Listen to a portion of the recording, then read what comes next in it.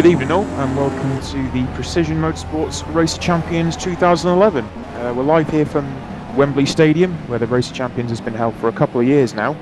But recently it's moved to Dusseldorf, but we are using the Wembley format. Today this is the third year actually that Precision have run the Race Champions as part of FSR also. Of course, this year's champion being Bono Huis. Bono Huis also won the Race Champions in 2009, and he's looking to get that title back after Andre Kunchman won it last year in 2010. So we're looking forward to the Precision guys and their broadcast being put out today. Basically, the format works. We've got 16 drivers split into 4 groups. We have a tournament tree that is on the Precision website, as you'll probably see from the broadcast already. In each group, driver will race against each other. Drivers, top 2 of each group will advance to the quarter-final, and the races are just one lap in the main groups. So the group stage, like I said, will just be the one lap. Then we will advance then to the quarter-finals, which will then be 2 laps. That'll be 2 laps of the track like we would usually see in the Race of Champions. But for time constraints, we're sticking with 1 just for the qualification stages. We will then move on to a semi-final, which turns into a best of 3.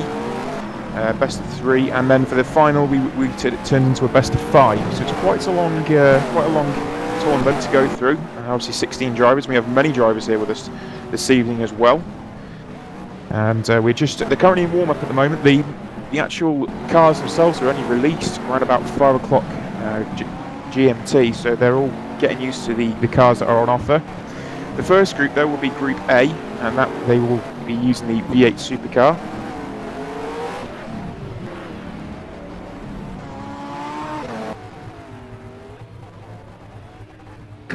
The V8 supercar is obviously one that's used in Australia for the V8 Supercar Championship, recently won by Jamie Whincup.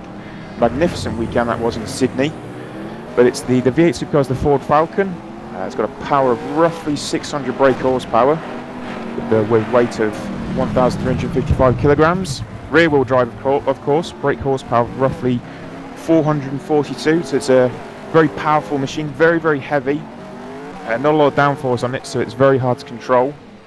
Costs around about $600,000 each of these cars. Of course, from 2013 that will change, but they're very impressive pieces of machine, and the Ford Falcon is one that the Group A drivers will be using.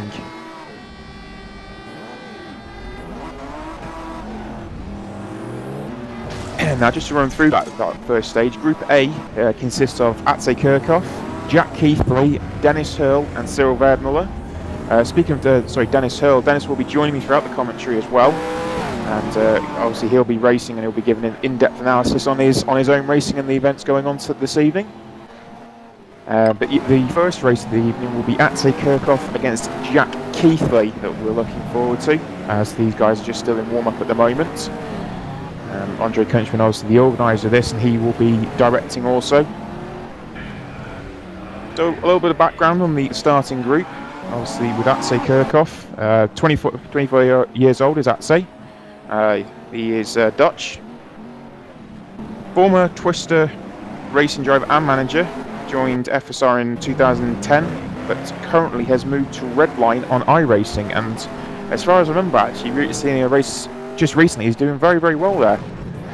Achievement, he was 5th overall in the 2011 FSR Championship with 1 win, 2 poles and 4 podiums. Atze, like I said, has recently moved to iRacing, and obviously some people are still wondering if that will affect his rFactor performance.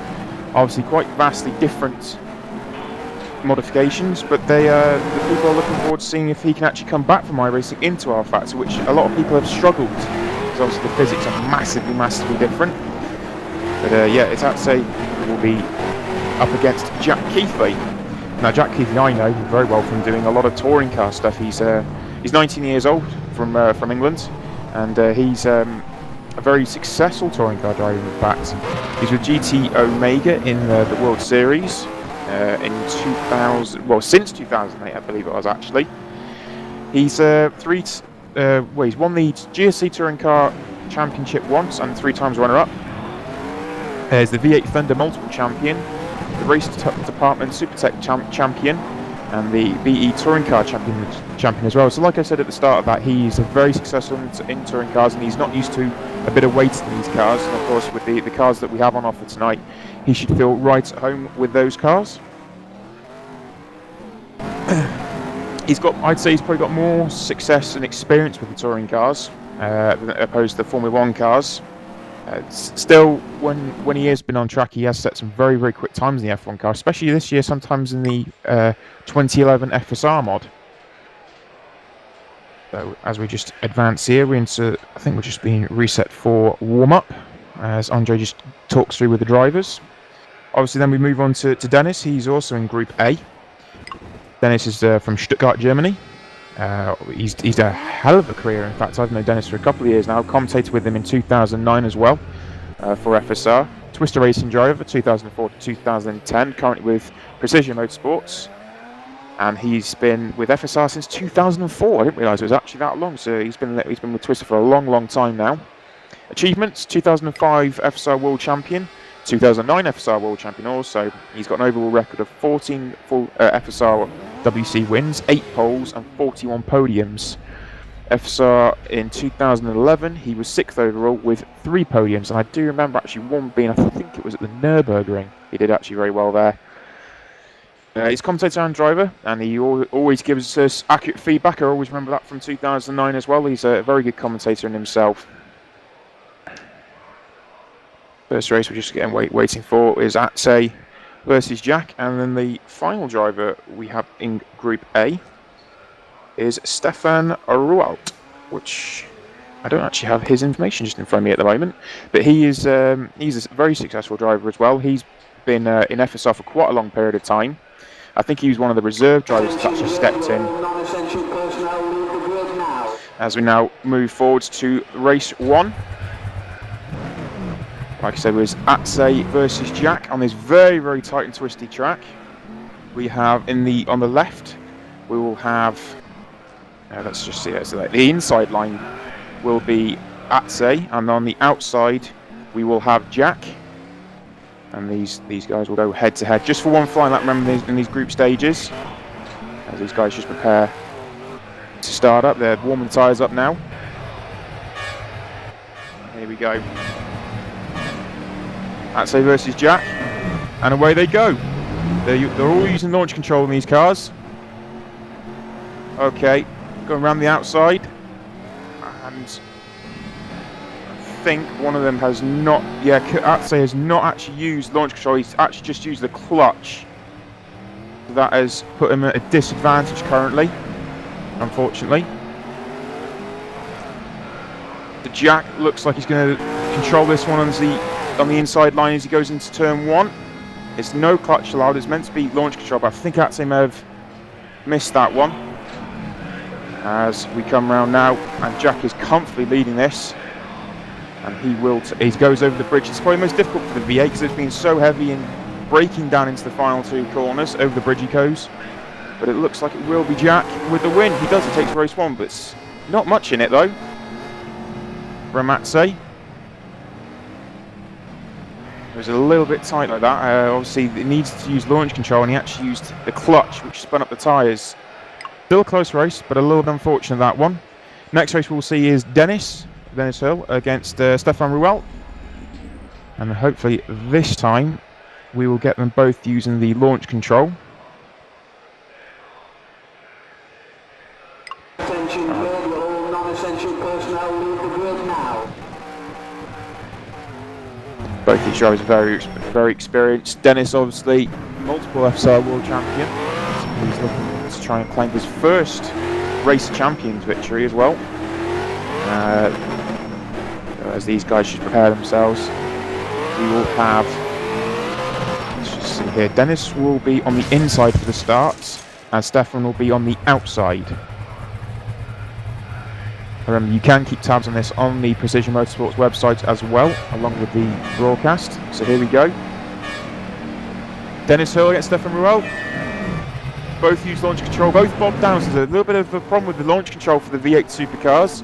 Dennis on the inside going into the first corner. He has the slightly longer, the shorter route for the first run. He's on the inside. as he approaches the bridge. Obviously the biggest control is needed over the bridge due to the weight of these cars. Looking pretty close at the moment. Obviously one side of the track is longer than the other, so Stefan will beat him back to the line, but I say Dennis has kept within. Oh, massive oversteer though out the final corner though. So, oh, he's touched the wall in turn 1 as well. I think Stefan Hirrle also ran deep into turn 1 of the inside line as Dennis passes underneath the bridge as Stefan is going over the bridge. But it looks like Dennis is going into the second to last corner and he's got this under control. Quicker route for Stefan Hirrle though. But it's Dennis Hirrle that just about takes it. About 2/10 in that one. So Dennis Hirrle takes that first race between those two.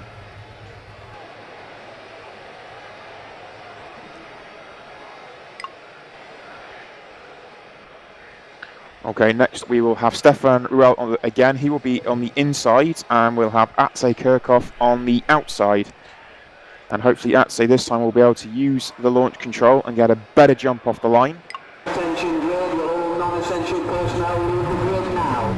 Atse obviously moved him back from high racing, just getting the launch control. It's mandatory in these races. So we'll next see Stefan and Atse. These big, powerful V8 supercars. It's all about controlling these cars. They're very short gearing, but with the amount of weight that's on them, it's all about putting that power down the most efficiently and effectively you can. And some drivers will be able to tame these beasts better than others. Well, Jack Keithley obviously being one that is very good with a touring car. As we see the lights now, Stefan Hirrle is on the inside, and away we go. Stefan. Oh, there we go. Both again, same issue with the bogging. But it's Stefan that looks advantage as he has the inside line first, as he will go over the bridge. Powerful over the bridge he goes. Yep, keeps it all just about under control. Atse Kirchhoff though has been very good in warm-up with these cars. He was one of the quickest guys out there. So Atse now goes to the inside line into turn 1, just about gets the braking done. Oh, Stefan hit the wall into turn 1. That's a bit unfortunate there for Stefan. So this is going to be quite close between these two, I think. Atse will fly over the bridge now, the cleaner, quicker run to the line. But Stefan is into second final corner. This is going to be very close between them. Atse, they're neck and neck going into the final corner.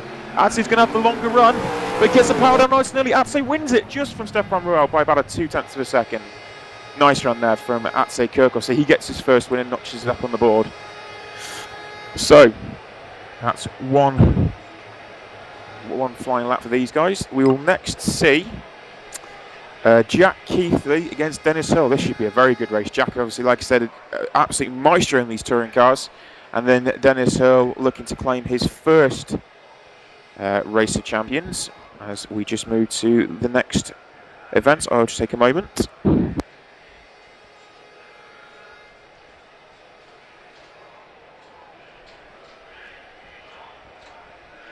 Attention grid, will all non-essential personnel leave the grid now. It's just worth saying there was a qualification round yesterday where 8 drivers progressed through. I don't have them right directly in front of me, but 8 drivers did progress from the qualification round that these guys ran last night. And this time we will see Jack. He will be on the inside and Dennis will be on the outside for this particular race.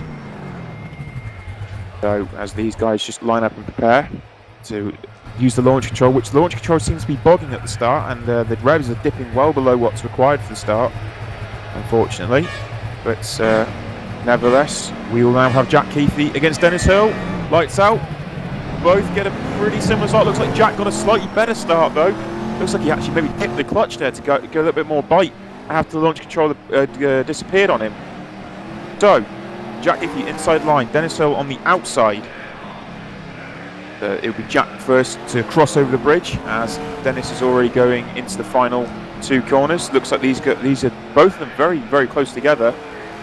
Bit of oversteer though for Jack as these two are very closely matched. Generally speaking, if they're within about 0.2, they are very likely to be just about ahead, I would have thought, for Jack at the moment. Controls the car well. Dennis is coming over the bridge now. Flying over the bridge, gets that braking done. As Jack is going into the final corner. Jack's going to win this one, I think. Good clean line through there. Yeah, Jack went oversteer, hits the wall there, Dennis Hirrle as well. So Jack Keithley takes that victory.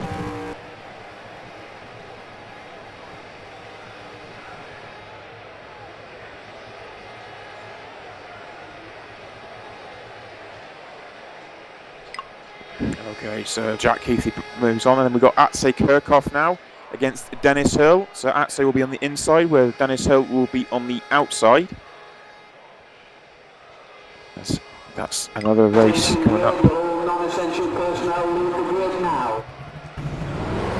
Atsej versus Dennis. Atsej, obviously a very experienced peddler now, and moving to Team Redline, which is a massive testament to his ability, and a lot of faith being put in him by Redline, and he hasn't really disappointed yet. iRacing is a place that he seems to be very much enjoying and getting tremendous success from. So Atsej will be up against Dennis Hirrle. As these guys just prepared to line up now for the start. Atsej, here we go, the lights coming down. Atsej on the inside line, Dennis Hirrle on the outside. Good start there for Atsej. Yeah, just about. It looks like he got a good start up against Dennis Hirrle. Dennis seems to struggle with the starts a little bit there. But here we go though. So, oh, slight touch of the wall there for Dennis Hirrle as well. Oh, he's done it again. Smacked the wall again. He's got a lot of oversteer out there. Lit up the rear tyres. A lot of smoke coming out the back of there. And Atsej is just come over the bridge. They're neck and neck. There needs to be about 2 tenths in it for the advantage to be held. Oh, Dennis just eked out a little bit more. It's 7 tenths there. So here we go. It's Atsej against Dennis coming into this final lap. 1 lap through. Atsej Kirchhoff goes under the bridge. Dennis goes over the bridge. Long hairpin over the bridge. He'll go now into the final 2 corners. Atsej looks like he's running a little bit deep. We need to get a bit of a tighter line. This is still looking good for Atsej though. And yep, Atsej wins it. Yes, he does. Atsej Kirchhoff wins by roughly 4 tenths there.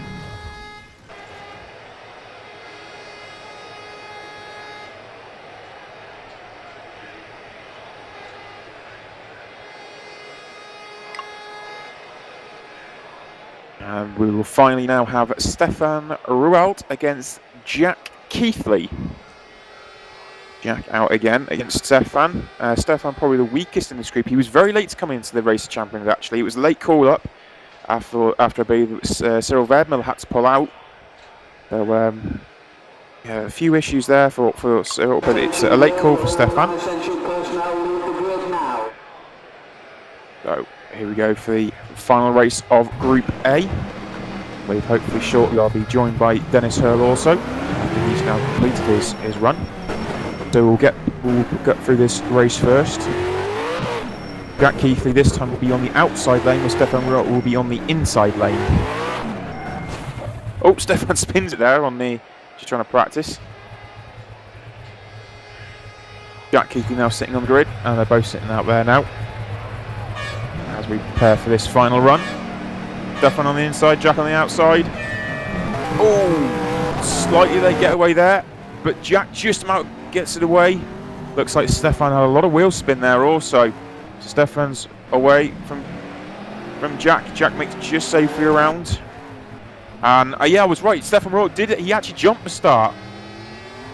So he didn't actually use launch control. He slipped the clutch, and he's actually got a penalty for it.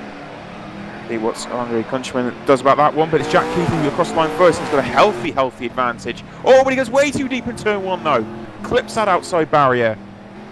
Keithley trying to sweep it around and regain some of that time back now from Stefan. As Stefan lights up the tyres once again. Over the bridge, Jack Keithley comes into the final 2 corners. Looks like Jack will win this one. Outside lane going to win. It does indeed.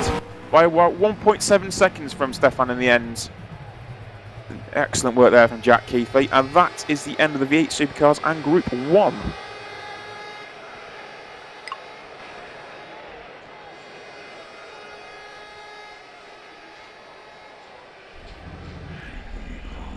Hello Nick, here I am. Short evening. Dennis, very good evening to you and welcome. Obviously we've just seen your couple of runs there, and done pretty well there in the first race against Stefan. Obviously lost unfortunately there to Jack and Atsej, but it was a good first run against Stefan. I think I might have had a problem with launch control, but nevertheless still a good run. Attention grid, all non-essential personnel leave the grid now. Yeah, these V8 cars are really hard to control, and at the start was very slow with the launch control for some reason, but yeah, it was good fun. Definitely very difficult to drive this car, but now we're racing the Megans, aren't we, in Group B? Yeah, Group B, we move on to the Megans. The Megans are a very tricky little car. They've got a power of 360 brake horsepower, 955 kilograms in weight. They are also rear-wheel drive, much like the V8 supercars with less power. And they've got 377 brake horsepower, so they're very impressive pieces of kit. As we get ready to start, Bono Huis on the inside with Rasmus Tally on the outside. Launch control used again. That's a good start there for Bono, but he's gone a little bit deep in turn one, probably not as deep as he would like to have gone. Nevertheless, it's a good run out of that corner. And we will go round, and he will be first to tap the bridge. And he's under control. Rasmus is very, very quick at coming around that corner though. Looks like he's having a good advantage. What's his advantage across the line? It's 1.2 seconds, so Rasmus has really got this one hooked up. Too deep there for Bono, also into turn one. Too much of a mistake there. Rasmus is coming round the hairpin that leads onto the flyover bridge, which he will probably lift up, and he will drop 2 gears. Just the one actually, there's so much torque in these cars. As Rasmus goes around the outside, he's on the outside line, and he will just take it. Wow, Bono came back, but it's Rasmus that actually does take that one. Very close between them though. Bono did hit the wall a couple of times there as well. Yeah, he did hit the wall in the final corner, and I think that cost him the win there. He saw Rasmus on the other side and started panicking a little bit, I guess. Yeah, unfortunately, I'm not going to run through the success of these drivers, but next we have Mohammed Patel. He's on the inside line. We'll have Giuseppe Ranieri on the outside. Little Patel, as I like to call him. He's I think he's about 15 years old. Is little Patel, and he's been very, very successful. He's been in FSR since 2009. He was the AMA champion actually in 2009 also. World Series in 2011, he was P4 overall. He was the winter champion in my league actually, Digital Racing in 09-10, which was very good for him, and he was very successful there as well. And he advanced from the qualification on Saturday, beating. He actually beat Stefan Murat, who obviously got through here after being replaced for Cyril Verdmüller.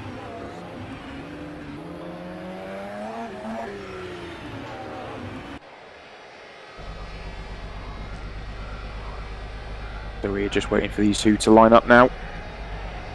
And Patel is on the inside line. We'll have Giuseppe on the outside. Here we go. Mohammed Patel, launch control for both these cars again. Looks like they've both got a very, very equal start there. And it was a good run off the line there for Mohammed Patel into turn one.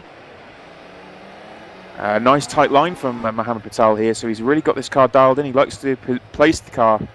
Looks like he's trying to place it almost like a Formula 1 car you would do. You're trying to place it right on the apex, and Giuseppe's obviously had the shorter line start off with, but it's still a good run. Giuseppe has had quite a long run there. It's 1.2 seconds, but that still can be clawed back on this shorter run now from Mohammed. And Giuseppe will be on the inside. We'll go around the hairpin, and he'll attack the bridge. And it looks like, this is going to be so close between them. Giuseppe's on the outside just about. Where's Mohammed Patel? He's on the inside. This is going to be so close. Oh, Mohammed takes it by a 10th. And Mohammed Patel takes that one just so close from Giuseppe Ranieri there. That was a good run there, Dennis, for Mohammed. It was a great run, yes, and very close result. I think the whole evening so far we've seen very close results, haven't we? And we've seen no spinners so far, or I'm wrong. No, we've still had a couple of slip starts, but other than that, they've all been pretty successful. A few touches of the wall, but no slips. So that was a great win there for Mohammed Patel. We will now have Giuseppe Ranieri against Bono Huis. So this should be another interesting run, because Bono obviously hit the wall a couple of times in his first run, which cost him a bit of time, and eventually fell short to Rasmus Tally. We will now have Bono Huis against Giuseppe Ranieri. Bono on the outside, Giuseppe on the inside. So how do you see this one going, Dennis? Yeah, it's a crucial race for both, because both have lost one race so far, so if they want to get through, they better win this one. Bono Huis, obviously our current reigning FSR champion. He's been pretty much Mr. Untouchable this season. Absolutely phenomenal record this year. And he has also progressed now into SRZ, an Italian league that we all love to watch with their very bright and vibrant commentators. Excellent work from them guys, and they will, I'm sure, be enjoying the rest of the season in SRZ for Bono until the start of next year. So Bono will be on the inside line, I believe, for this one, and Giuseppe on the outside.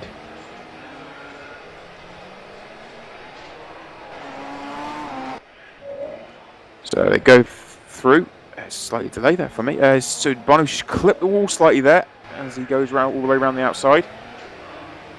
The inside line, and Bono is just about keeping this all intact.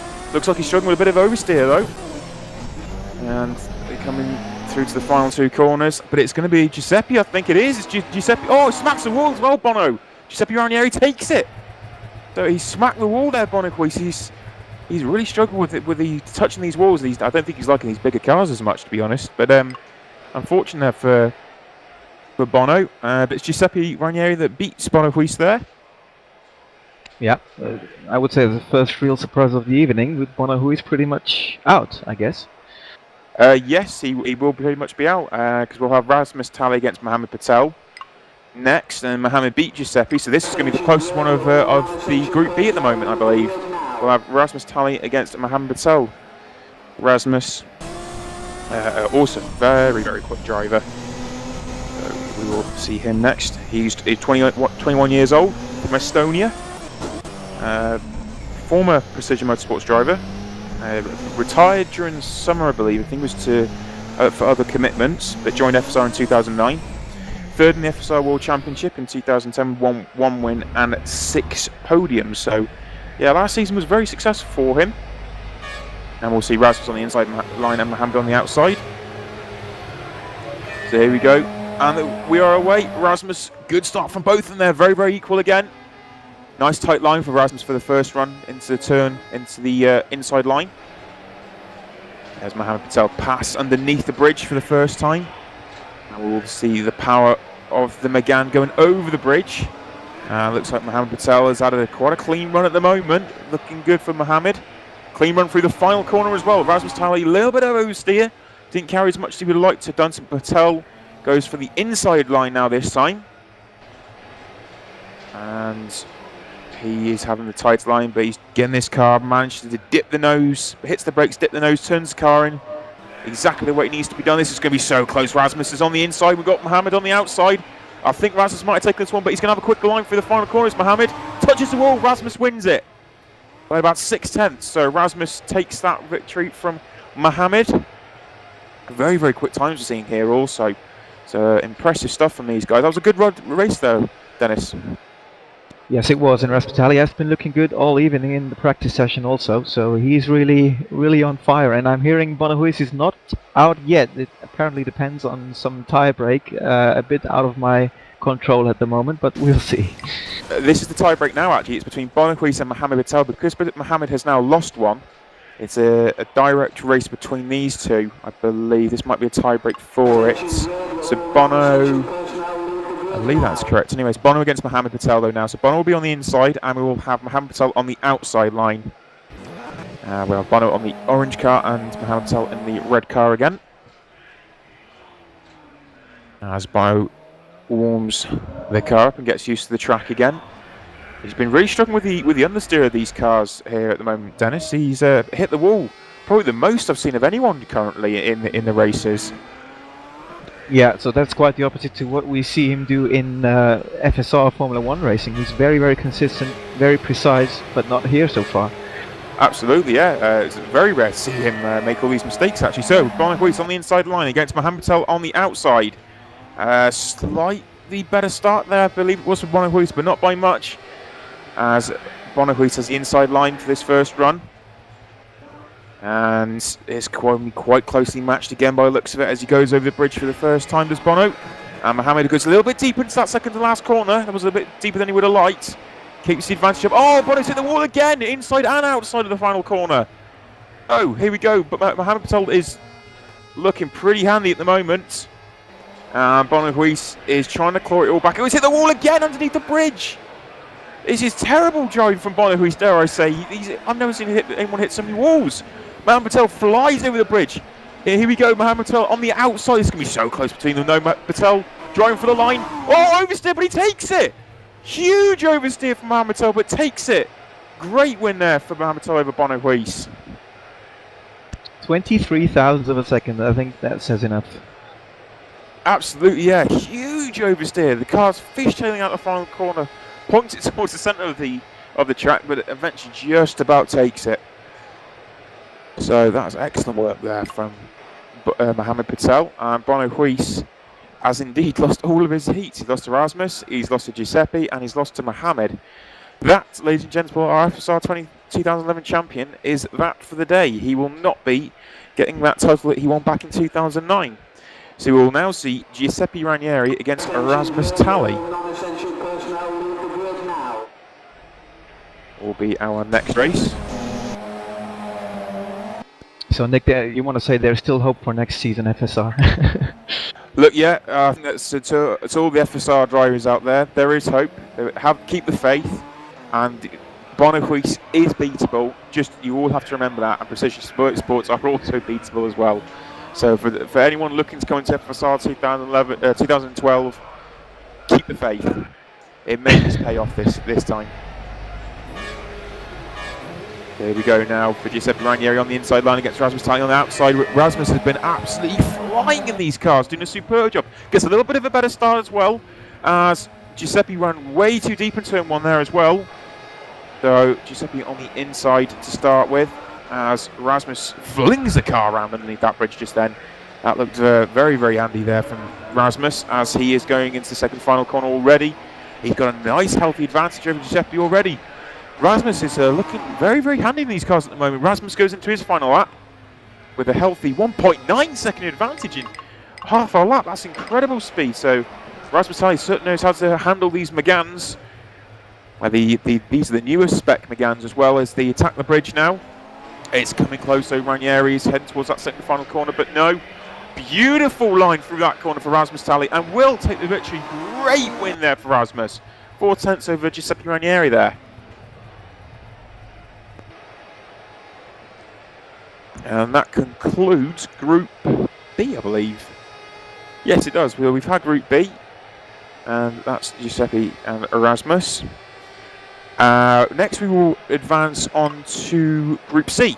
Group C will consist of Peter, correct me, I might get his name wrong here, but Peter Duvelaar, Andre Kunchman, David Junt, who I know from GPVWC, and Jim Parasis.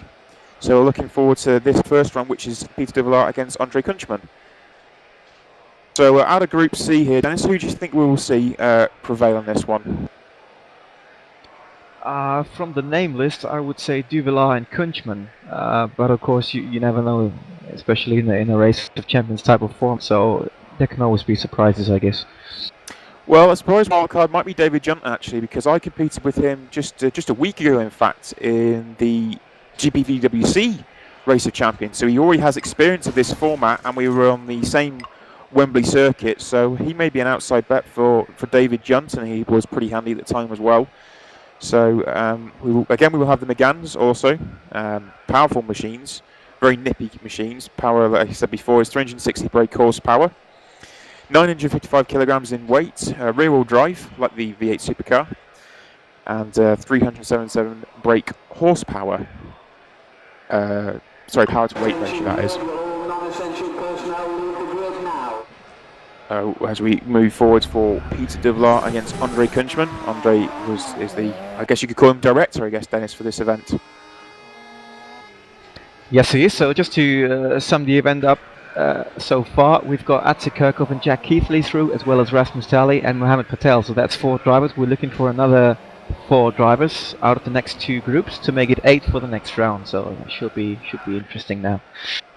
Yeah, just a couple of seconds as these guys line up. We'll have Peter Duvelaar on the inside line in the orange car and Andre Kunchman on the outside in the white Megane.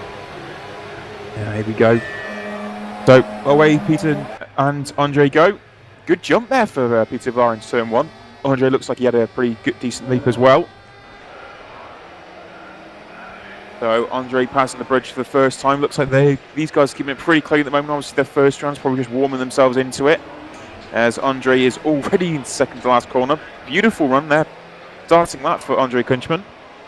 as Peter Vlar comes around the final corner. Oh, a bit of oversteer though, tapped the wall slightly, I think that was, as he put the power on there. Nice tight clean line for De Vlar. For De Vlar, and Andre Kunchman runs a little bit wide, probably wider than he wanted to square the corner off. And he's done exactly the same, but he's going to try and blast his car as straight as he possibly can over the bridge. Lands and dropped into second gear. Nearly touches the inside wall, but not quite. But I think it's going to be Andre Kunchman to take this one. Big power, final corner, and does, huge oversteer as well for De Vlar. Was not quite what he wanted there. But it's Andre Kunchman that takes the first race. Yep, so reigning champion from last year wins the first one, and now let's see, David Junt against Jim Paris's next duel. Yeah, of course, reigning champion, Andre Kunchman and race director. So as we progress on now, and we will have, as you said, David Junt against Jim Paris. Between these two, I am going to swing for probably Jim Paris on this one. Attention grid, will all non-essential personnel leave the grid now. David Junt will be on the inside line in the red Megane, and Jim Paris on the outside in the black Megane. So these times are pretty impressive as well. So close together, but very, very fast at the same time. Specialised tyres for the event, making sure that they're nice and warm for the just one flying lap. Obviously, that will progress to a few more laps from the quarterfinals onwards. As we prepare for David Junt against Jim Paris. Here we go. The lights come on. David Junt on the inside line. We wait for that red light to turn green, and it has done. Both with a very good start again. Both clean starts. Excellent run for both of them off the corner there. Bit of a oversteer for David Junt, and kicked up a bit of. I think we saw him. Jim Paris hit the wall there slightly as well. But David Junt will be first to tackle the bridge, and a good run there for Jim Paris going into second to last corner. He's been had a beautiful line through the final corner, and has had a lot of speed going through. He's going too deep though. Too deep there for Jim, as David Junt has a beautiful line all the way around the outside of the turn one. Nearly taps the bridge, but so we will have. He's coming into the final corner now. David Junt. This is looking good. This is looking good for David Junt. I might be called wrong here. Into the final corner, they both come. Power down, and it's David Junt that wins. Yes, takes some Jim Paris. Excellent run there for David Junt. I think that was all done in turn one. He had a beautiful line through turn one. Yeah, great run there for David Junt. And now the next duel is Paris against De Vlar, and both of them have lost their races so far. So again, same situation. They should win one of them. Yeah, this is going to be key for both of them. Paris against De Vlar. So Jim Paris is looking to claim a victory. Jim Paris is Greek. He's 24 years old. And I will try and pronounce this the best I can, but I think he is from Thessalonica, or Thessaloniki. Not too sure how you say that one. I do apologise to Jim there. But he's in search for a new team, I believe, for the 2012 season. And he's been in. This was his first full year in FSR, also. So here we go. We got Jim on the inside line. We've got Peter De Vlar on the outside. Green light. Both with very clean getaways again. Run for him into turn one now on the inside line. Keeps it all neat inside. He doesn't run too deep. That's the key. Same for Peter Vlar. Doesn't run it too deep into the corner. That's really what you want to do. You want to try and get as much power down in a direct straight line, especially over the bridge. But it looks like, wow, great line there. He's gone too deep though, Jim. That was unfortunate. He had a great line into the corner, but went a little bit too deep. So Peter Vlar's now on the inside. He's running deep into turn one. Touched the barrier ever so slightly. Great line again from Jim Paris there, Paris, as he nearly hits the wall underneath the bridge. He's gone way too deep, way too deep. But he still should have an advantage. He's had to readjust his lines though. But it should be. He spun! Jim Paris has spun! He's gifted it to De Vlar. De Vlar on the outside line takes out. That's unfortunate because he had the advantage. Paris had the advantage. I think Dennis, that's our first spinner. Yeah, that's our first spinner, and really unfortunate for Paris because he would have won that race. He was a car length ahead and sadly spun it in the penultimate corner. Really unfortunate. Yeah, and this is the key battle now. This is Andre Kunchman against David Junt. Both guys have won a race. Now this is going to be the probably most interesting race of this group, seeing that they have both won. We are going to have Andre Kunchman on the inside line in the white Megane and David Junt on the outside line in the red Megane. This will be a very, very close battle between these two. Reigning champion against a newbie to the FSR event, but not a newbie to the Race of Champions. So, Andre Kunchman and David Junt, protagonist against antagonist. This should be a very, very close battle. A few seconds till the lights go out. The cars jump onto the grid. And here we go with the lights. Andre Kunchman inside line, David Junt outside, and away we go. Both cars again. Oh, no, it looks like Andre Kunchman may have had a slightly better start there. He got into turn one a little bit quicker than David Junt there. Bit of oversteer though for Andre.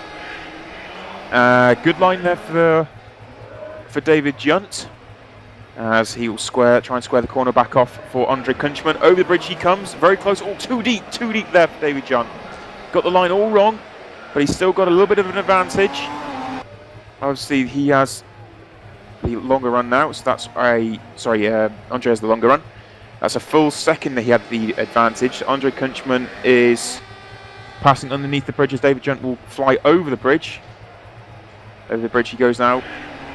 And lands. Oh, it's going to be so close again. We're seeing this time and time again in this group, but it's going to be Andre that takes it, I think. He does indeed. Andre Kunchman takes that race from David Junt from about 0.7 of a second. Close run and a very, very clean race for both of them as well.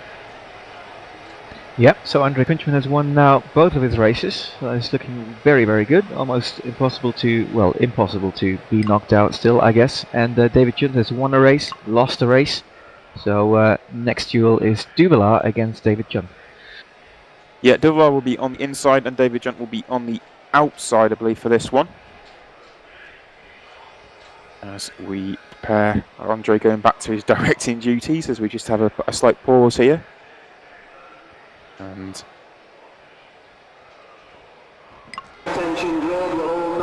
moves the race. Yeah, Peter Duvelaar is on the inside, David Junt is on the outside. Peter Duvelaar on the orange Megane and David Junt in the red Megane again.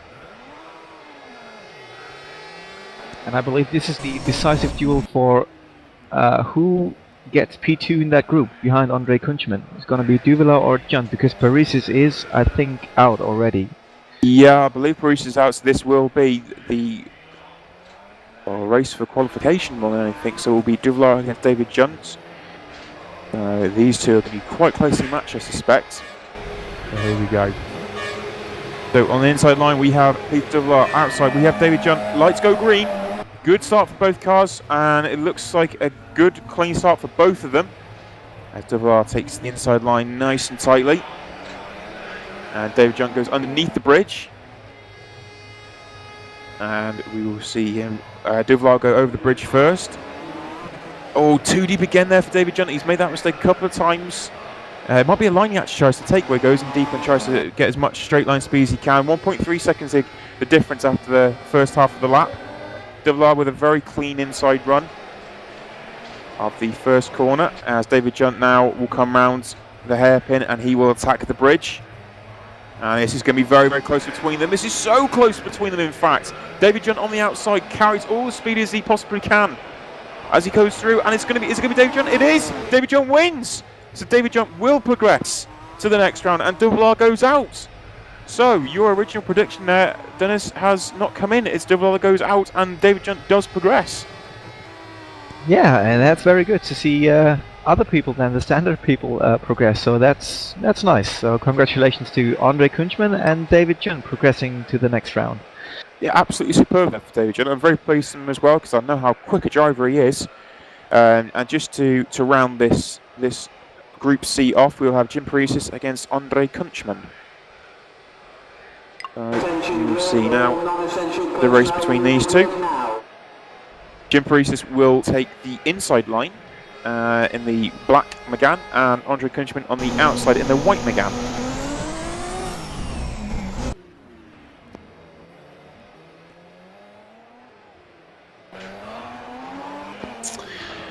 Interesting fact about Jim Paris, actually, he's a double champion in C Online Sim Racing League. He's also taken one title from a Greek league, so a couple of leagues I've not actually heard of there, but Jim Priestis has been successful prior to joining FSR, so looks like he has got a bit of experience behind him, which is always good to see.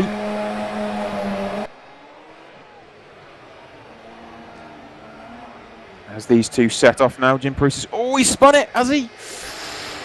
I think he's got a huge oversteer moment that's cost him a hell of a lot of time as he goes into the head into attack the bridge, but he got so much wheel spin out of turn 1 that try and go into turn 2. Andre Countryman has a huge lead, huge lead. What is it going to be? It's about 2.1 second the advantage he's got, maybe even more now. So Andre Countryman looking comfortable to go through with a 3 out of 3 record here. And reigning champion, not wanting to lose anything as he progresses. And yeah, he's comfortably in the lead now as Andre Countryman, looking very confident and comfortable in these cars, and he takes a win. Jim Priestis comes in second place, about 2 seconds behind. Yep. So 3 out of 3 for Andre Countryman, and he's definitely looking very motivated again to win the event again, just like last year. But this time, I guess he's got a little bit better opponents with Jaakko still with us, and Bruno Marquez still to come in the next group, as well as Mikko Puumalainen carrying. Yeah, absolutely. We will now progress to Group D. Group D consists of Cameron Vesenberg, Mikko Puumalainen, Bruno Marx, I think it's actually pronounced, and Luka Oslakovic, I believe it is. Oslakovic, I believe his name is. New one I've not really seen. He's Slovenian, and he's 18 years old. And we will first have Karim Vesenberg against Mikko Puumalainen. So this is, again, this is going to be a tight group. Who do you see progressing from this one? Again, from the names should be Puumalainen and Marquez, but after my last prediction, I better keep silent. Okay, so here we go then. We've got Karim Vesenberg on the inside. These are the V8 supercars again, by the way. So launch control for both bogged. Orange car against white car. So it will be Vesenberg on the inside line first, as he steams around the inside line. Keeping it all very neat and tidy is Karim Vesenberg. Now Karim, I do remember, has had some touring car experience. I do remember doing a couple of races in GRC, which he was pretty successful at the time. Mikko Puumalainen he has come from predominantly Formula 1 cars as far as I'm aware. Oh, Vesenberg runs too deep into turn 1, hit the wall. He couldn't get the V8 supercar stopped quite enough, and there's long braking zones required for these cars because they're so heavy. But he's nearly spun it as well. Mikko Puumalainen comes over the bridge, and we will see. It's going to be Karim though still. Yep, Karim Vesenberg will take the first race. Good job from Karim Vesenberg. Mikko Puumalainen couldn't quite get it done.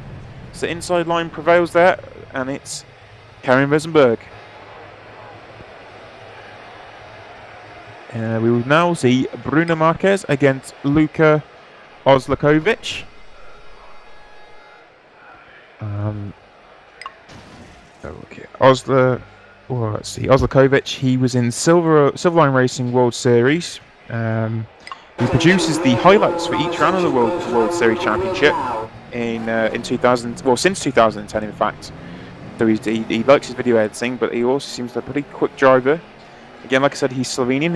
His achievement is 9th in the 2011 World Series, and his best result was 4th. So looks like he's a driver coming through the ranks. Still very young at 18, of course. We all know Bonacquist is younger than that, but still, nevertheless, he's still coming through the ranks.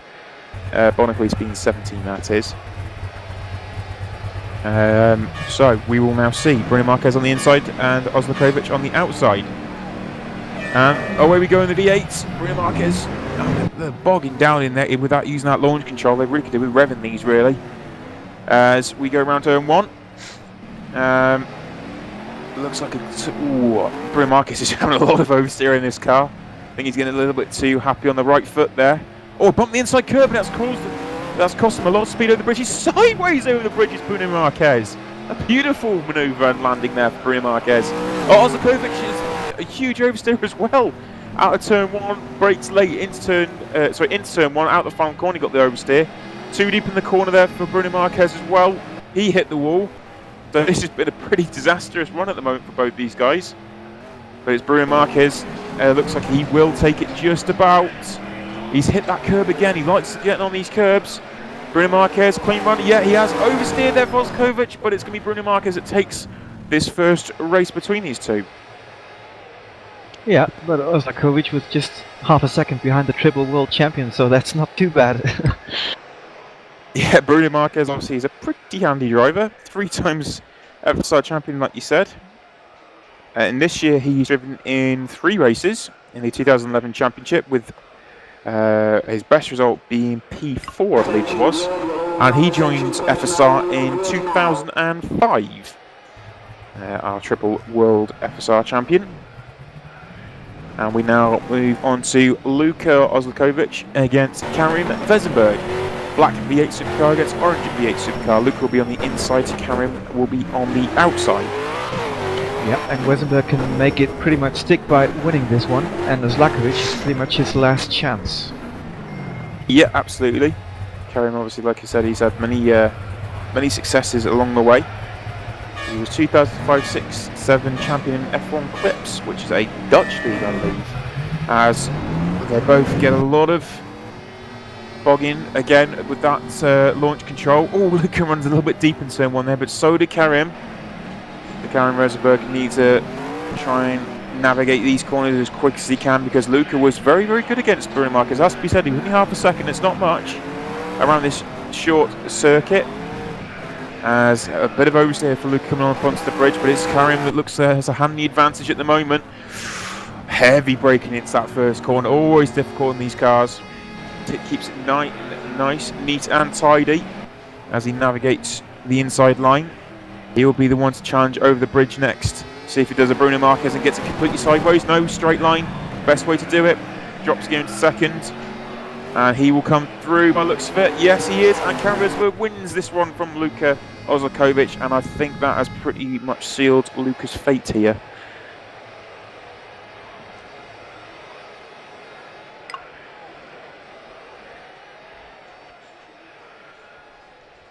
So we will now have Mikko Puumalainen against Bruno Marquez. This would be an interesting lineup here, Dennis. Yes, two real top drivers now against each other, and Mikko Puumalainen lost his first race, and Bruno Marquez won his first race. So again, same situation. Bruno Marquez can make it stick by winning, and Mikko Puumalainen has to win if he doesn't want to go home. Yep, and we saw Bruno Marquez sideways about 3 or 4 times, and a beautiful slide over the bridge as well. Looks like he's going a little bit keen on with that right foot of his, but it's going to be Bruno Marquez on the outside in the red V8, and Mikko Puumalainen on the inside in the white V8. As we line up now, the revs come up with the launch control on. Away they go, the revs dip again, and into turn 1. And looks like a little bit of oversteer there for Bruno Marquez. It was Mikko Puumalainen that took the inside line, and looks like Bruno is really starting to struggle with those cars, kicking the tail out as much as he possibly can, wall riding all the way underneath that bridge, and all the way around the outside of the corner as well. And it's a good advantage for Bruno, but I don't know if it's going to be enough. He's got to make this second up a lot cleaner. Running into the corners too deep at the moment, as he is into the hairpin, and he will have the run over the bridge. Will he go sideways this time? No, keeps it dead straight. Oh, this is so close between these two. Beautiful line there for Bruno Marquez. And oh no, but it's Mikko Puumalainen. He comes back. Puumalainen wins. Oh, Marquez got it so wrong out the final corner. He got sideways going through it, and Mikko Puumalainen wins. Great job for Mikko Puumalainen there. Yeah, that was a good one indeed. And now it's Bruno Marquez against Karim Vezenberg. And that is maybe Bruno's last chance. He should better win this. Yeah, triple world champion. And he could be on his way out of the race champions at the moment. I think these top class F1 drivers are really struggling in these cars. I mean, they may not have the same sort of patience some of us lower drivers do. So, like you said, we will have Karim against Bruno. Karen Rosenberg will be on the inside, and Bruno Marquez on the outside.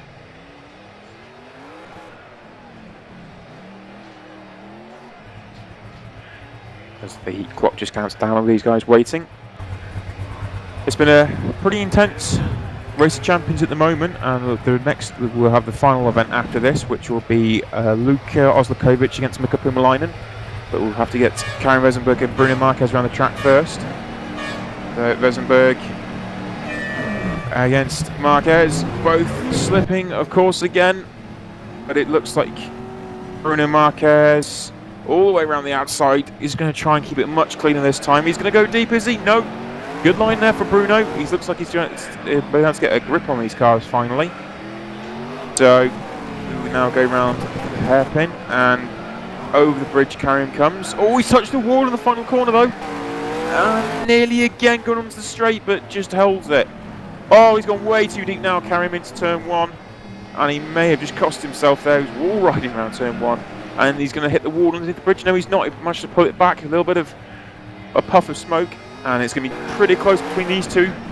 As, yeah, Bruno Marquez, good run now. Can he keep all together this time? Rosenberg blasts off line, but Bruno Marquez wins it. Marquez wins from Rosenberg by about 2/10, I think it was, maybe even less than that. Very close between those two. Yep, Rosenberg is not going to worry because he's already through. But now this is going to be next one, Oslakovic against Pumalainen. And now that Bruno Marquez has won, Mikko Pumalainen needs to win as well. And if that happens, I'm not quite sure who the two of them will go through. I'm not too sure which one will go through. I'll have to readjust this one. Let's just have a look. But Oslakovic will be up against Pumalainen. Pumalainen is, of course, he's Finnish. He's 26 years old. And I'm going to pronounce this so badly, I know, but I think it's Espoo he's from. The same as Kimi Räikkönen, apparently. So, Mikko Pumalainen. I think if Pumalainen wins, he's going to go through, because on the direct duel between Pumalainen and Marquez, Pumalainen won.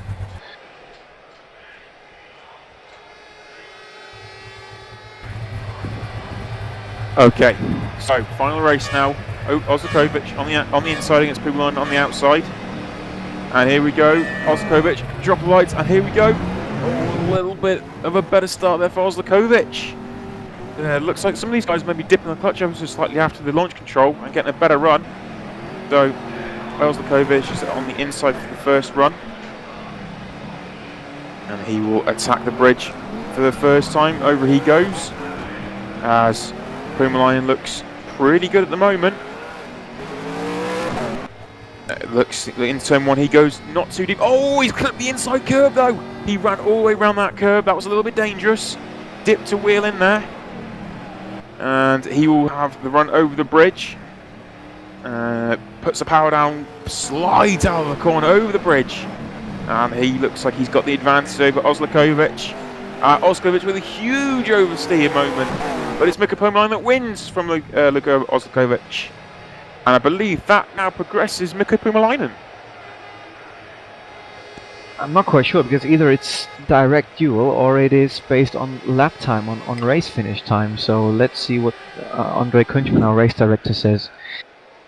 Okay, I'm just going to see what Andre has to say about this one. Bruno seems to think he is out, I believe.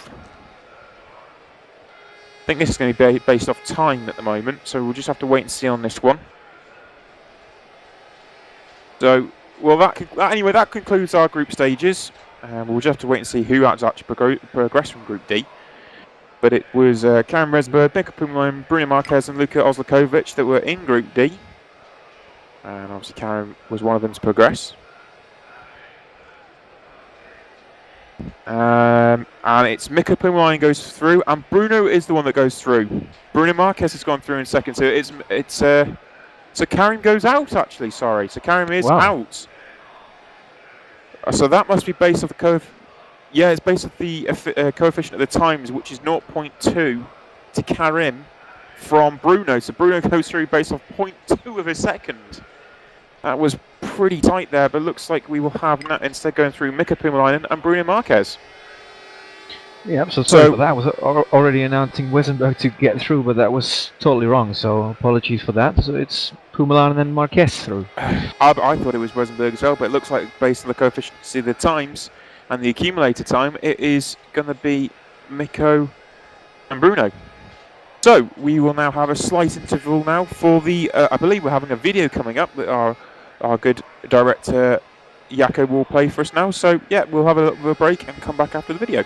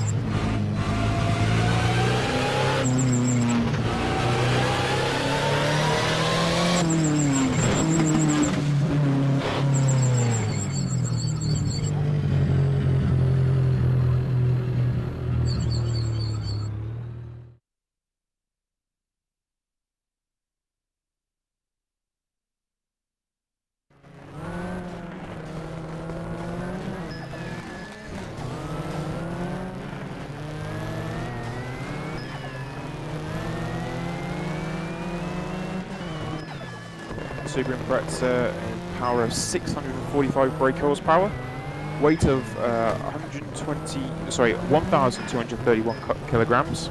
Four-wheel drive this time, so they're a bit more easier to control. and it has 524 brake horsepower to torque ratio. So this should be an interesting race between these quarter finalists. It's Jack Keithley against Mohammed Patel in quarter final 1. Now this one I believe will be 2 flying laps of the circuit. Just the one race, but 2 flying laps. I believe that was right there, Dennis. I'm not quite sure. I think so. I think 2 laps instead of just 1. Yep. Okay, so we'll have the 2 flying laps. It's going to be a lot more concentration required, and it's going to be an intense session between these guys. They're all just out there at the moment warming up in their relative Subarus. It's actually Jack Keith is at the quickest time. They're all done quite a lot of laps though out there. So Jack Keithley looks like he may be putting his name in the hat to progress through, as we will have the first quarter final, which, like I said, we'll believe is 2 flying laps. It may just be the 1 still, but we'll have quarter final 1 between Jack Keithley and Mohammed Patel. Just coming back to some of these bios I have for these guys. Jack Keithley, as I said before, he's won many different touring car events. He has won the GRC Touring Car Championship. He's been 3 times runner-up in it. I think that's roughly right anyway. V8 Thunder multiple champion, the Race Department Supertech champion, and the BE Touring Car champion. Not a lot of F1 experience. Was a bit unlucky throughout this year. He set some of the fastest times in qualification, I believe, in World Series. But he's getting better and better in the F1 cars. But it's really the tin tops his forte. As we move into the warm-up session for these guys.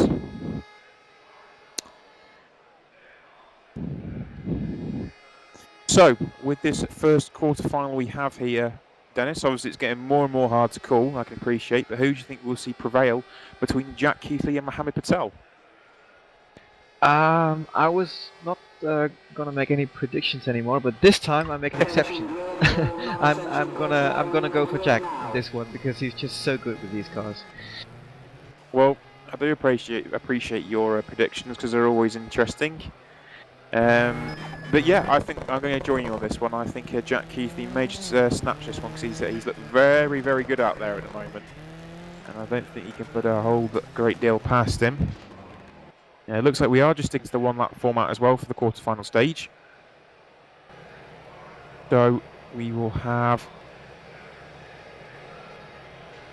Right, okay, so the quarterfinals is driven the best of 3. As they start now.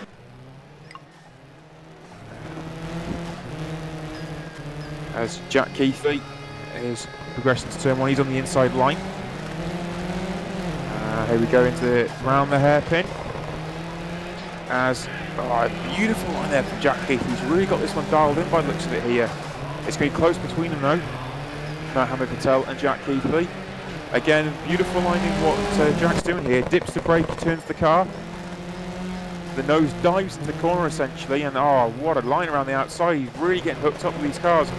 Jack Keithley drives underneath the bridge, powers down, up second gear. Obviously this being a rally car, it's very much suited to these conditions. He's run over the curve, that's cost him a load of time.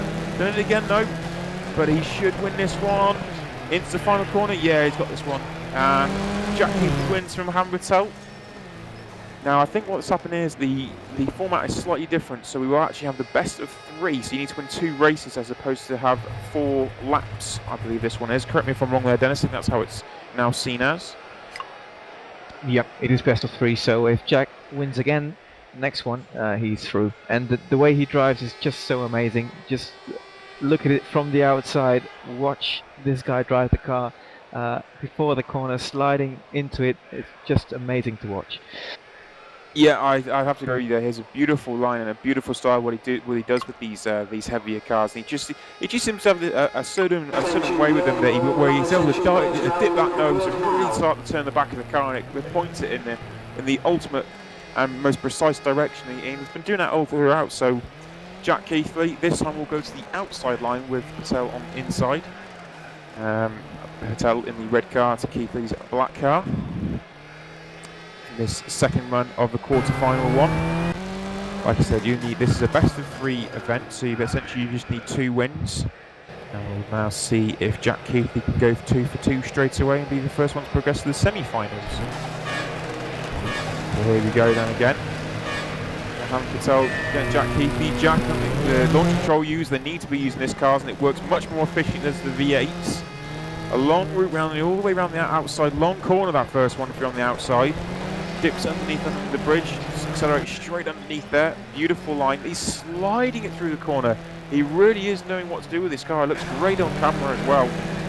Jack Keithley power sliding all the way around here is a healthy advantage over Mohammed Patel. Good line there. Jack Keithley, Mohammed Patel is going to have the long route round all the way. Oh, he's gone a little bit deeper there, Jack. So Mohammed Patel can try and take some of this back. But Patel goes underneath the bridge, where this time Keithley will go. Will come to over the bridge. It's going to be pretty close here this time, as these two are pretty evenly matched. Keithley on the outside. Who's going to take it? It looks like Jack Keithley will do. A bit more oversteer. Yeah, Jack Keithley goes 2 for 2. Great job. So Jack Keithley progresses to the semi-final, and we lose a little Patel. Yep, good effort there by Jack, especially in the final corner there. Other drivers will probably start to panic and maybe hit the barrier, but you can see he was exactly on the limit, not over it, not below it. Perfect job there by Jack. Absolutely. He got that absolutely spot on. He did exactly everything he needed to, and it is Jack Keithley will progress to the semi-finals, and we will now have the quarter-final 2, which is between Rasmus Tally and Atsej Kirchhoff. Rasmus will be on the inside line for the first one, and Atsej Kirchhoff on the outside. But a very, very good race that one, and Jack Keithley looks so good in them. Looks so good in those cars. Yeah, next duel should be a bit closer. Rasmus Tally against Atsej Kirchhoff, really hard to predict, so I'm not going to do it. Well, this is very much a case of rFactor Qatar racing at the moment. This is Rasmus Tally, who has been on rFactor a lot. I'm not too sure if he's progressed over to iRacing, but Atsej Kirchhoff certainly has. Obviously now part of Team Redline, I believe, there, Dennis. And looks like these guys are going to go straight at it against each other, as Rasmus Tally took that inside line first. He'll go over the bridge, and these two are going to be quite evenly matched at the end of the first half of all lap. Oh, too deep there for Rasmus though. Too deep to the second last corner. He nearly hit the barrier, kept it under control though. Atsej Kirchhoff going on the inside now. And here we go now on the inside. Oh, clips the curb there, Atsej. So he just needs to go careful. He corrects the car, but got it all sorted out though in the end. Kirchhoff flies over the bridge. This is so close between these two drivers. Kirchhoff way too deep. This is going to be Tally's race.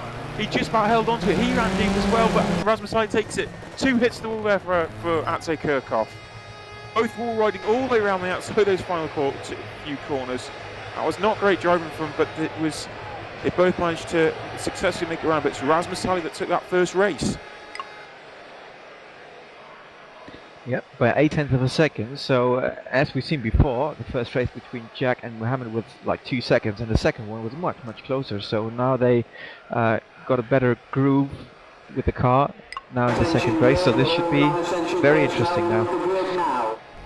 Yeah, it's Atsej Kirchhoff on the inside, Rasmus Tally on the outside.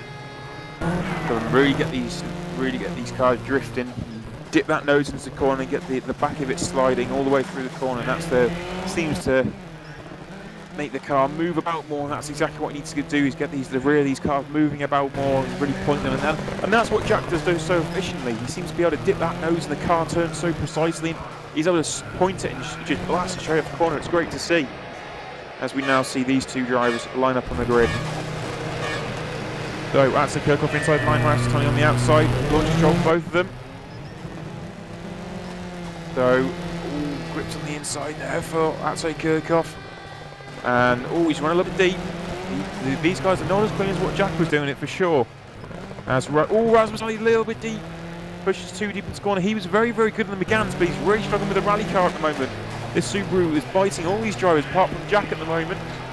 Inside line now for Rasmus Tally. Healthy advantage, 1.9 second advantage he's got. So he's again, they're really liking these inside curbs at the moment. He's run too deep. He's got to try and pull his back now, Rasmus. Rasmus looks like he's holding on to this car just about okay though. flying over the bridge. This is going to be close between them. Deep into the corner, better line this time for Rasmus. And he's on the outside, and he's going to he's going to take this one from Atsej Kirchhoff. So Rasmus side progresses, and Atsej Kirchhoff of Team Redline is out. So the iRacing driver has fallen at the second hurdle, and Rasmus Tally progresses. Yep, quite an edgy drive there though from Rasmus Tally as well. So this is still quite a bit away from Keithley's performance, but we'll see more about that in the semi-final. Absolutely, and now we will see in quarterfinal 3. This should be a great lineup. This Andre Kunchman against Bruno Marquez, and we are waiting to see these two drivers who are very flamboyant in their styles and their personalities, and I'm sure we will see excitement between these two. Kunchman was pretty much man of the groups. He was winning everything he possibly could, and Bruno Marquez had a horrendous time with that V8 supercar. So now let's see how these two will line up. We'll have Andre Kunchman on the inside line in the red Subaru, and Bruno Marquez on the outside line in the white Subaru.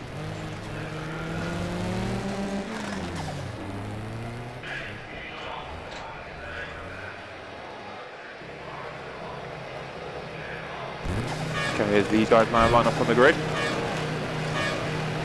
And Andre Kunchman sets off. They both launch control again, of course. And Bruno Marquez on the outside, and a little bit deep for these guys again. They're all running it very deep into the corner, where Jack Keithley kept it much more tighter and much more cleaner line all the way around the corners. And over the bridge he goes for Andre Kunchman as Bruno Marquez takes that quicker line and has the advantage. Oh, so much oversteer though out the final corner for Bruno Marquez. Andre Kunchman is 1.2 behind. Oh, way too deep in the corner for Bruno there. Oh, wonderful, wonderful line around that first corner for Andre Kunchman as he goes underneath the bridge now. Beautifully controlled all the way through, and oh, it looks like he pulled the handbrake there a little bit. So here he goes to second gear. He'll flip the car through the corner, and he'll drive now to the final corner, and it is going to be Andre Kunchman that takes race one. It is indeed. Kunchman takes it from Marquez. Yeah, it looked like Kunchman lost already, but that was an absolute wonderful second lap. So a great effort there by Kunchman. Yeah, Andre Kunchman really got things hooked up there. It even looked like he put the pulled the handbrake in one of the corners, which I don't think we've even seen Jack do.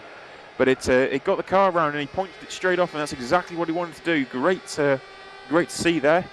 I will now see Bruno Marquez start from the inside, Andre Kunchman on the outside. And Andre Kunchman wins this, and he progresses straight away. See if we go again where we get the automatic progression. We go 2 from 2. As we just wait for these to line up again.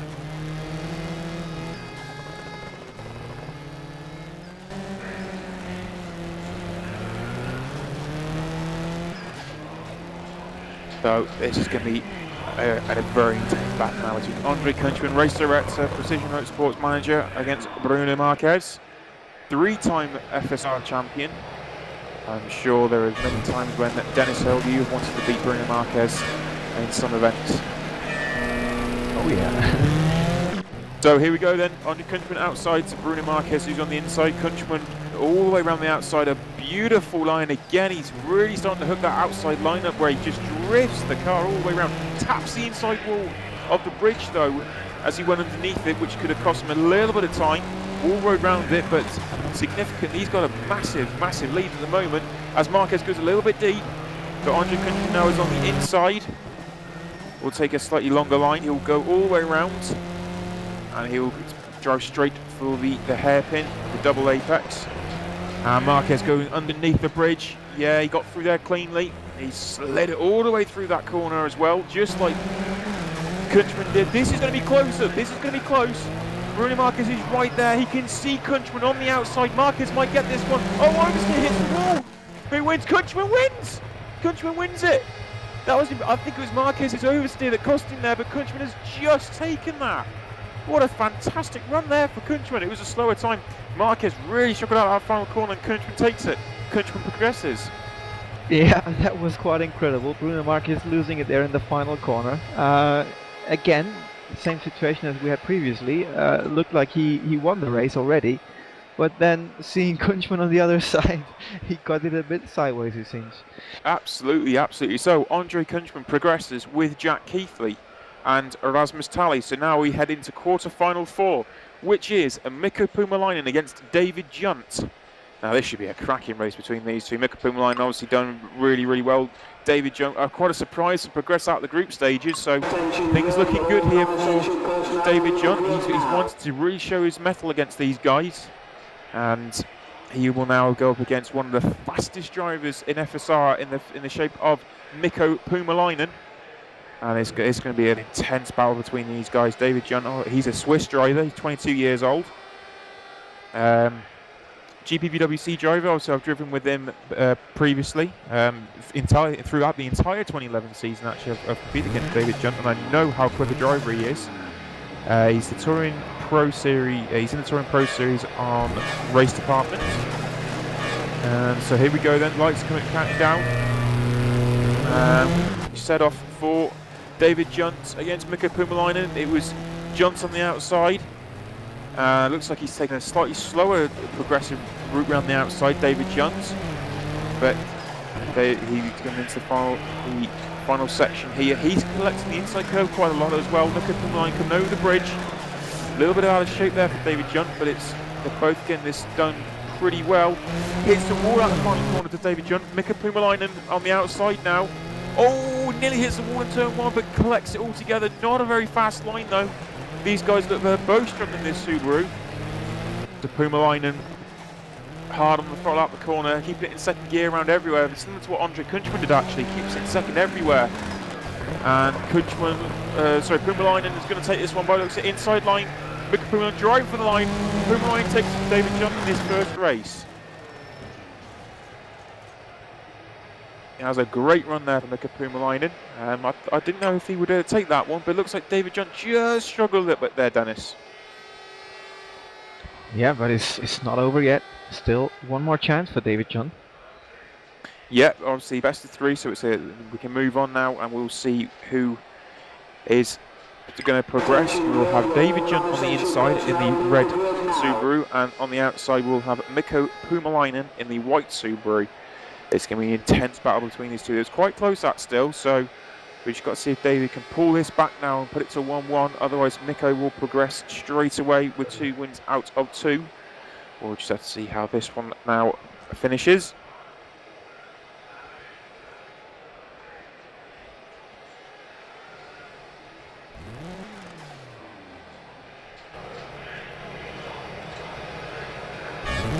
So here we go, lights counting down. These two, David Junt and Mikko Puumalainen, racing. David Junt to stay in the competition and Mikko Puumalainen to progress. Launch control was good, both are good at them, nice and even. No slip of launch control there at all. Slip of the finger. And David Junt looks like he's been quick on this inside line currently.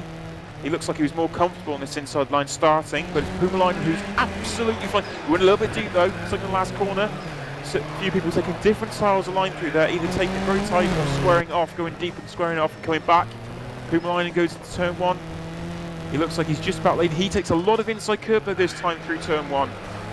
People complain just how difficult it is with the cold tyres through the inside line. Oh, and to really navigate these sections. Oh yes, David Junt has done too much and he spun it and hit the wall underneath the bridge, I think he did there. So it looks like this is going to be Mikko Puumalainen's race to lose, but he's going to win it. He crosses the line. Puumalainen wins and progresses. David Junt unfortunately has dropped out, but a valiant effort there from David Junt, and he should be immensely proud of what he's done. So well done, David Junt. But unfortunately, it is him out and Mikko Puumalainen progressing. Now, I believe also, while we just have this break before we move through to the semi-final period, we are going to see another video, so I will leave you to all enjoy another video.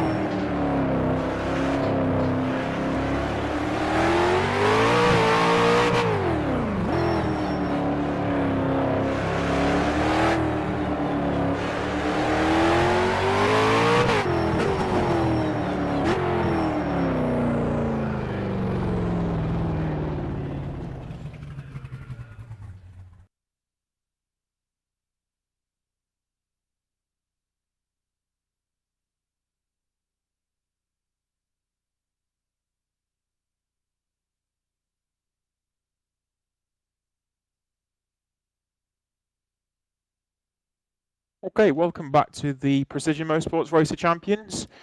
We are now just warming up for the semi-finals, and we are moving into the semi-finals where we will have the Lamborghini Gallardo GT3.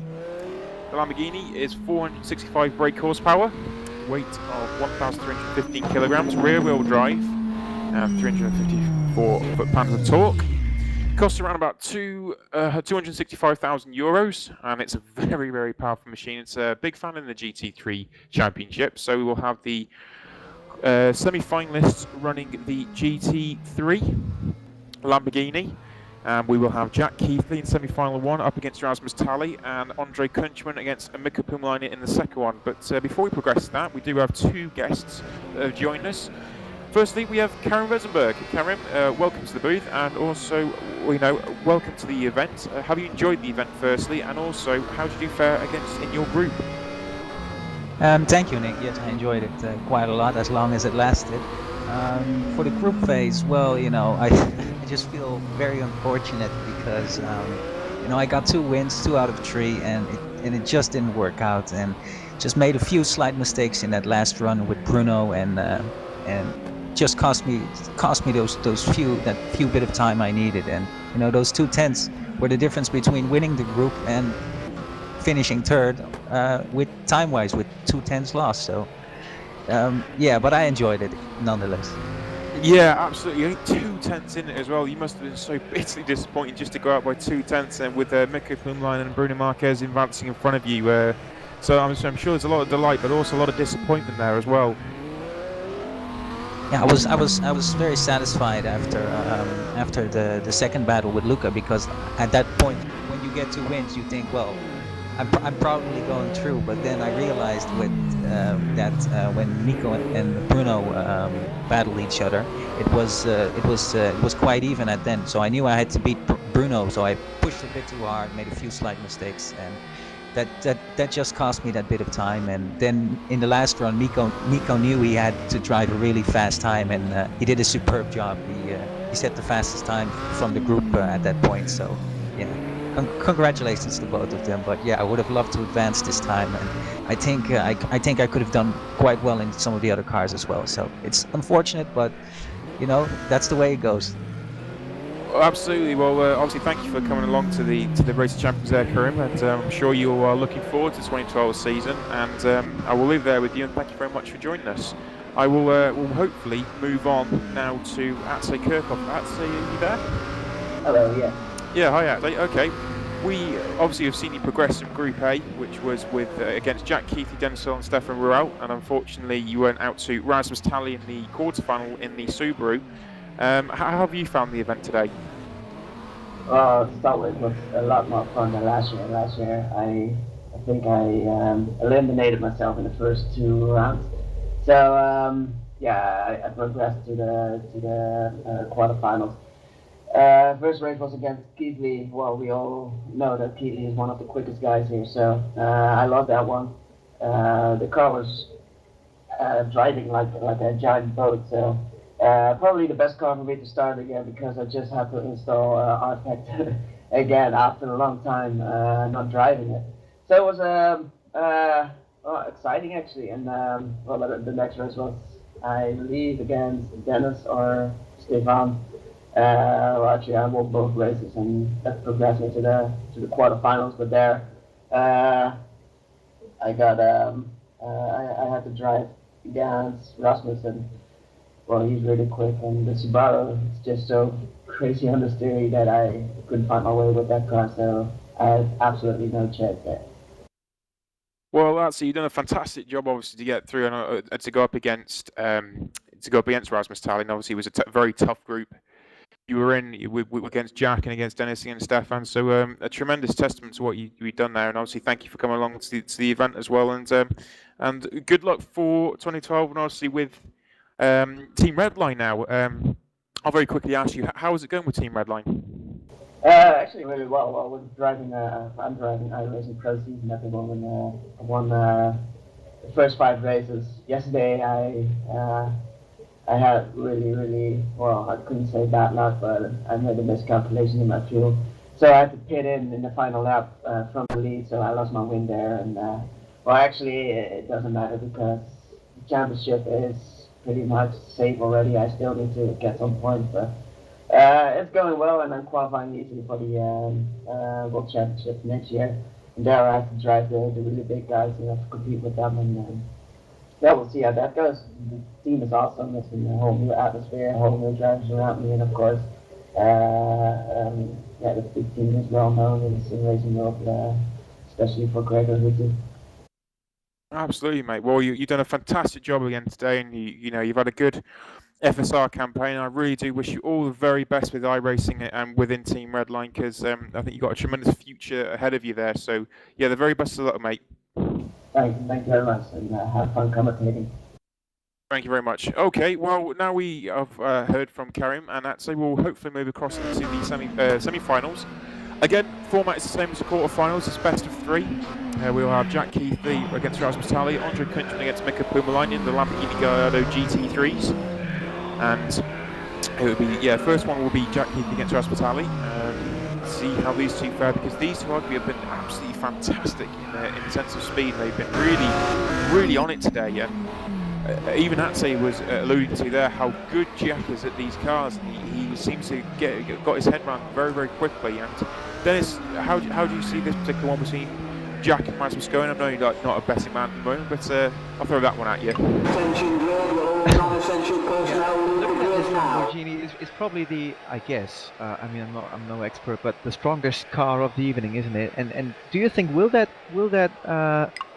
put Keithley in a slightly worse position, maybe even because the car is a bit more powerful, a bit more, well, not like a Formula car, of course, but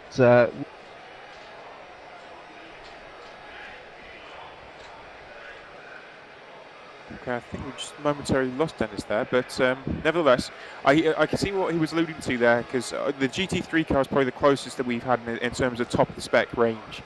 The other cars, well, maybe the rally car possibly, but in terms of the actual cars themselves, GT3 is probably the highest one. The V8 supercar is powerful but very heavy. This Lamborghini is very much more balanced. It's a bit light, and it's got a V8 in it as well, and it's a very powerful car. Generally speaking, that would then fall back into terms of Rasmus Tally being coming from Formula 1. It'd probably be slightly easier to go into these type of cars. That said, Jack Keithley progressing up from what he's already done. He's done a Megane, he's done a Subaru Impreza. Jumping into Lamborghini may not be as difficult. The only thing I probably would allude to with this one is the Megane and the Subaru are more of a sideways car. You can get them sideways, you don't lose a great deal of time.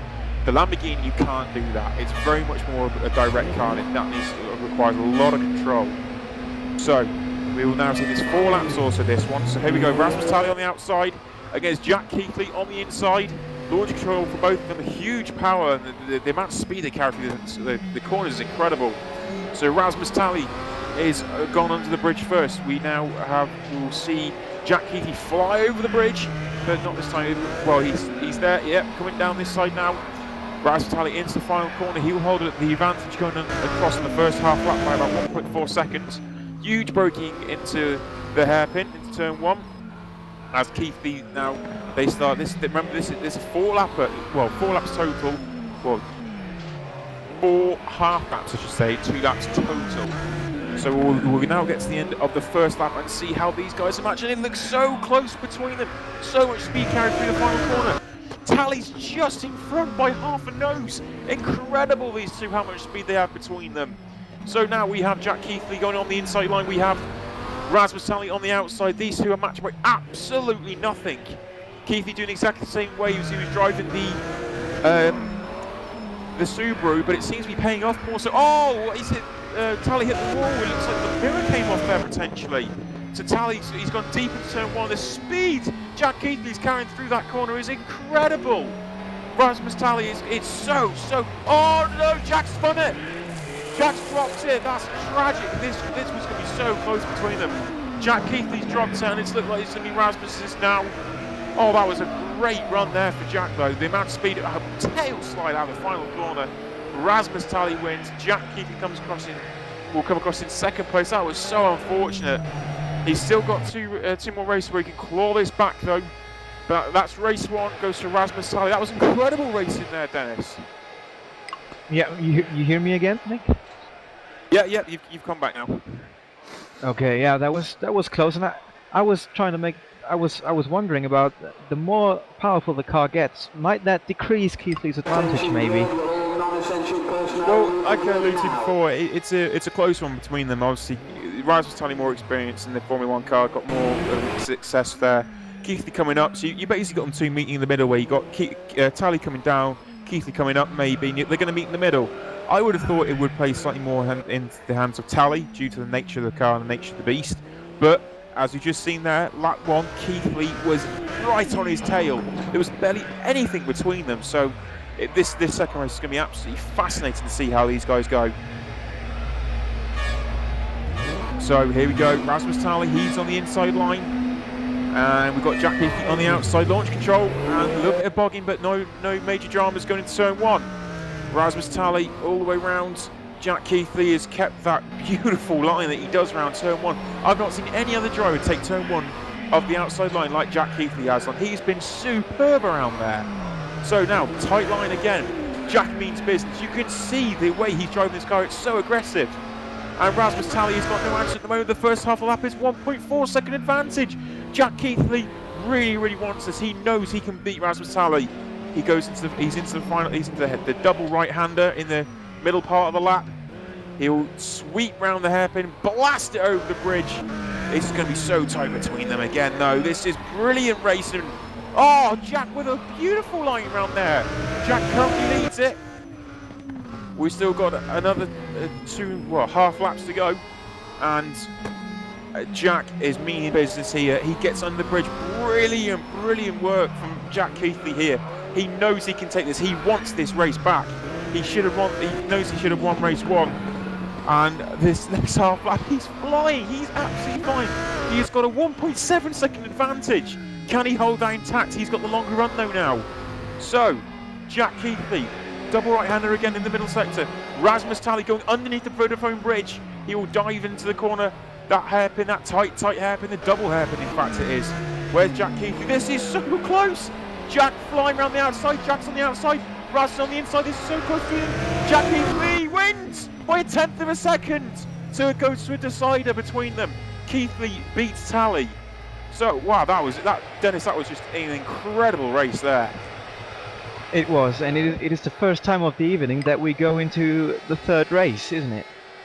It is indeed. It's the first time we go into a tiebreaker, and there's just nothing to choose between these two.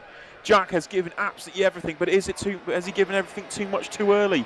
He had to. He couldn't do anything else. He's had to give as much as he possibly can. So now we have Jack Keithley will be on the inside run for turn 1. Rasmus Tally on the outside. We know how good Jack is around that outside bend. Can he do it again? Can he do it again on the second half of the lap? Rasmus Tally has really impressed in these Lambos, but Jack Keithley just clawed everything he could in that last race. And I'm sure he is pumped and the adrenaline is rushing in his body and he wants this win.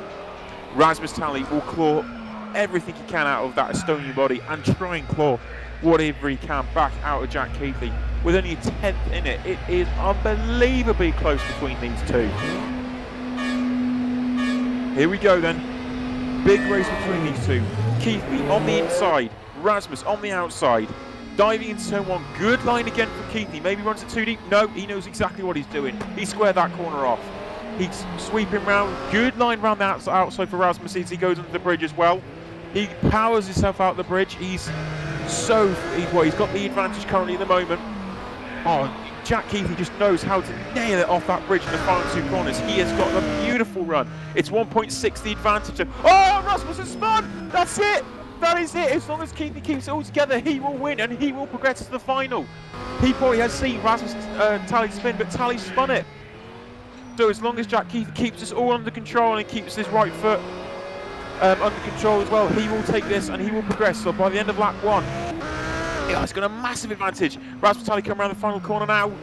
It is 4.8 seconds Keithley has. So Keithley is looking handy at the moment. He's just got to keep all this together, keep the concentration. He's seen that Tally is significantly now behind. Rasmus Tally is close, he's trying to pick that time back up, so he can't do anything about it. But Jack Keithley, wonderful cornering again around those final 2 corners. And the line he'll take now through turn 1 is superb. You can't get much closer to that wall. Rasmus Tally trying everything he can. Yeah, he clipped the barrier. He lost some car parts there. He spun it again. Tally. Tally spun it again. This is Jack's. This is going to be Jack into the final of Precision Motorsports Racing Champions. Jack Keithley wins! Well done, Jack Keithley. Superb drive. A double, that's a back-to-back. He spun in the first race. He found both those victories he needed and he progresses. Superb job, Jack Keithley. Superb indeed. And last year it was the other way around. Rasmus Tally has beaten Jack Keithley last year in the quarterfinals. So that's a nice revenge there for Jack this year. That is revenge. That is absolute revenge, and well done to Jack Keithley. The way he's driving at the moment is incredible. So now we have semi-final 2 in the same cars, the Lamborghini Gallardos, and this is gonna be impressive. This is Andre Kunchman against Mikko Puumalainen, two incredibly fast drivers. I say that, but Andre Kunchman is a team manager. He doesn't even drive that much, but Kunchman wants this. He knows he can have this. He is a reigning champion. He wants to beat Mikko Puumalainen and progress to face Jack Keithley in the 3-car final. What can he do? He is on the inside line. Puumalainen is on the outside line. So now it will be an intense battle again. I think we may see again here, Dennis, this will go to a third decider. Impossible to tell. Well, let's see. Okay, here we go then. Lights count down. Red to green. And it's Kunchman on the inside line to start with. We've got Puumalainen going on the outside. Good line there for Kunchman in turn 1. Obviously, all these drivers are saying how difficult the inside line is on this at the start with how cold the tyres are. But these two are neck and neck, and flying over the bridge goes Andre Kunchman. Keeps it in second gear. He's a fan of keeping it in second gear in every single car, in every single corner. So, he's actually on the third one. So dropping into second gear, and Kunchman flies through turn 1 on the outside. Puumalainen now on the inside. He will sweep into the hairpin and attack the bridge directly. Squares it off. Straight drive out the corner for Mikko Puumalainen. Oh, this is so close again. Kunchman looks like he has the upper advantage though, but Puumalainen will have a quicker run. And yes, Kunchman still leads by 0.7 of a second. So Andre Kunchman has the current advantage. And into looks like so much oversteer for Kunchman there, but it's so controlled. It's controlled oversteer. It's beautiful to watch. Puumalainen is trying to do his absolute best to try and get some of this back, and he's had a good line through there. So the 0.8 advantage, though I don't think he's going to win this one. Andre Kunchman is just flying at the moment. So Puumalainen, he's half spun it. He half spun it, but this is going to be close now. Now Kunchman coming round into the second to last corner. Oh, Puumalainen's there. He's right there. Can he do it? Can Puumalainen on the outside line do it? Kunchman goes to the line. Puumalainen wins. Oh, he's clawed it back. That's a brilliant win for Mikko Puumalainen. That's unbelievable. Absolutely, that half spin cost Andre Kunchman big time. I didn't think it was that significant, but it cost him. It was 0.3 of a second in it. Puumalainen wins. Dennis, I think this will now go down to the decider, because I'll be honest, Kunchman looks the faster driver, but Mikko Puumalainen got the job done that time by. Yeah, half a tenth. That is really, well, that's nothing. And I'm really surprised of the small gaps we have this evening. That's stunning. It's great stuff. Absolutely, this is turning into a magnificent event. We now have Mikko Puumalainen in the red Lambo on the inside, Andre Kunchman in the white Lambo on the outside. I mean, this is so close between them. Incredible speed that they've both carrying. Unbelievable. See, so now, can Mikko Puumalainen now progress with this next race to meet Jack Keithley in the final, or can Andre Kunchman, the Czech driver, pull it back and take it to a decider? This is so close between them. It is probably closer than the previous, even closer than the previous one, and that was close. So the Lambos line up on the grid. We wait for those red lights to turn to green. Launch controls dropped and away they go. Good clean start for both of them, as you would have expected with launch control in turn 1. Puumalainen clips that inside curb, gets a nice line. Looks like he's really starting to find a bounce with this guy and how to bounce it on the brakes. Oh, oversteer though, coming off that curb. That's costing time. That has cost Puumalainen time. And it's Kunchman that has the first half lap advantage, shorter line for him. And he'll be now on the inside. Good speed carry through the final corner though by Mikko Puumalainen. Oh, lock up by Kunchman in turn 1. Just kept it under control though. Good line for Puumalainen around the outside. Nothing between them once again. Oh, nearly clipped the wall on the side of the bridge there, did Puumalainen. Kunchman is going over the bridge now. And there's nothing between them again. Kunchman, he's got the advantage though. Kunchman is on the outside. And he has a 0.6 advantage over Mikko Puumalainen. So in that middle section, it looks like Andre Kunchman's the one getting it done, because that outside line is where Mikko Puumalainen really... Oh, Puumalainen spun! Oh, this is going to the side, and now Puumalainen spun, he's dropped it. That is... This car is turning out to be an absolute nightmare for some of these drivers. We haven't seen as many spins all evening as we are now. It's Kunchman that will win this one, as long as he goes these 2 half laps completed.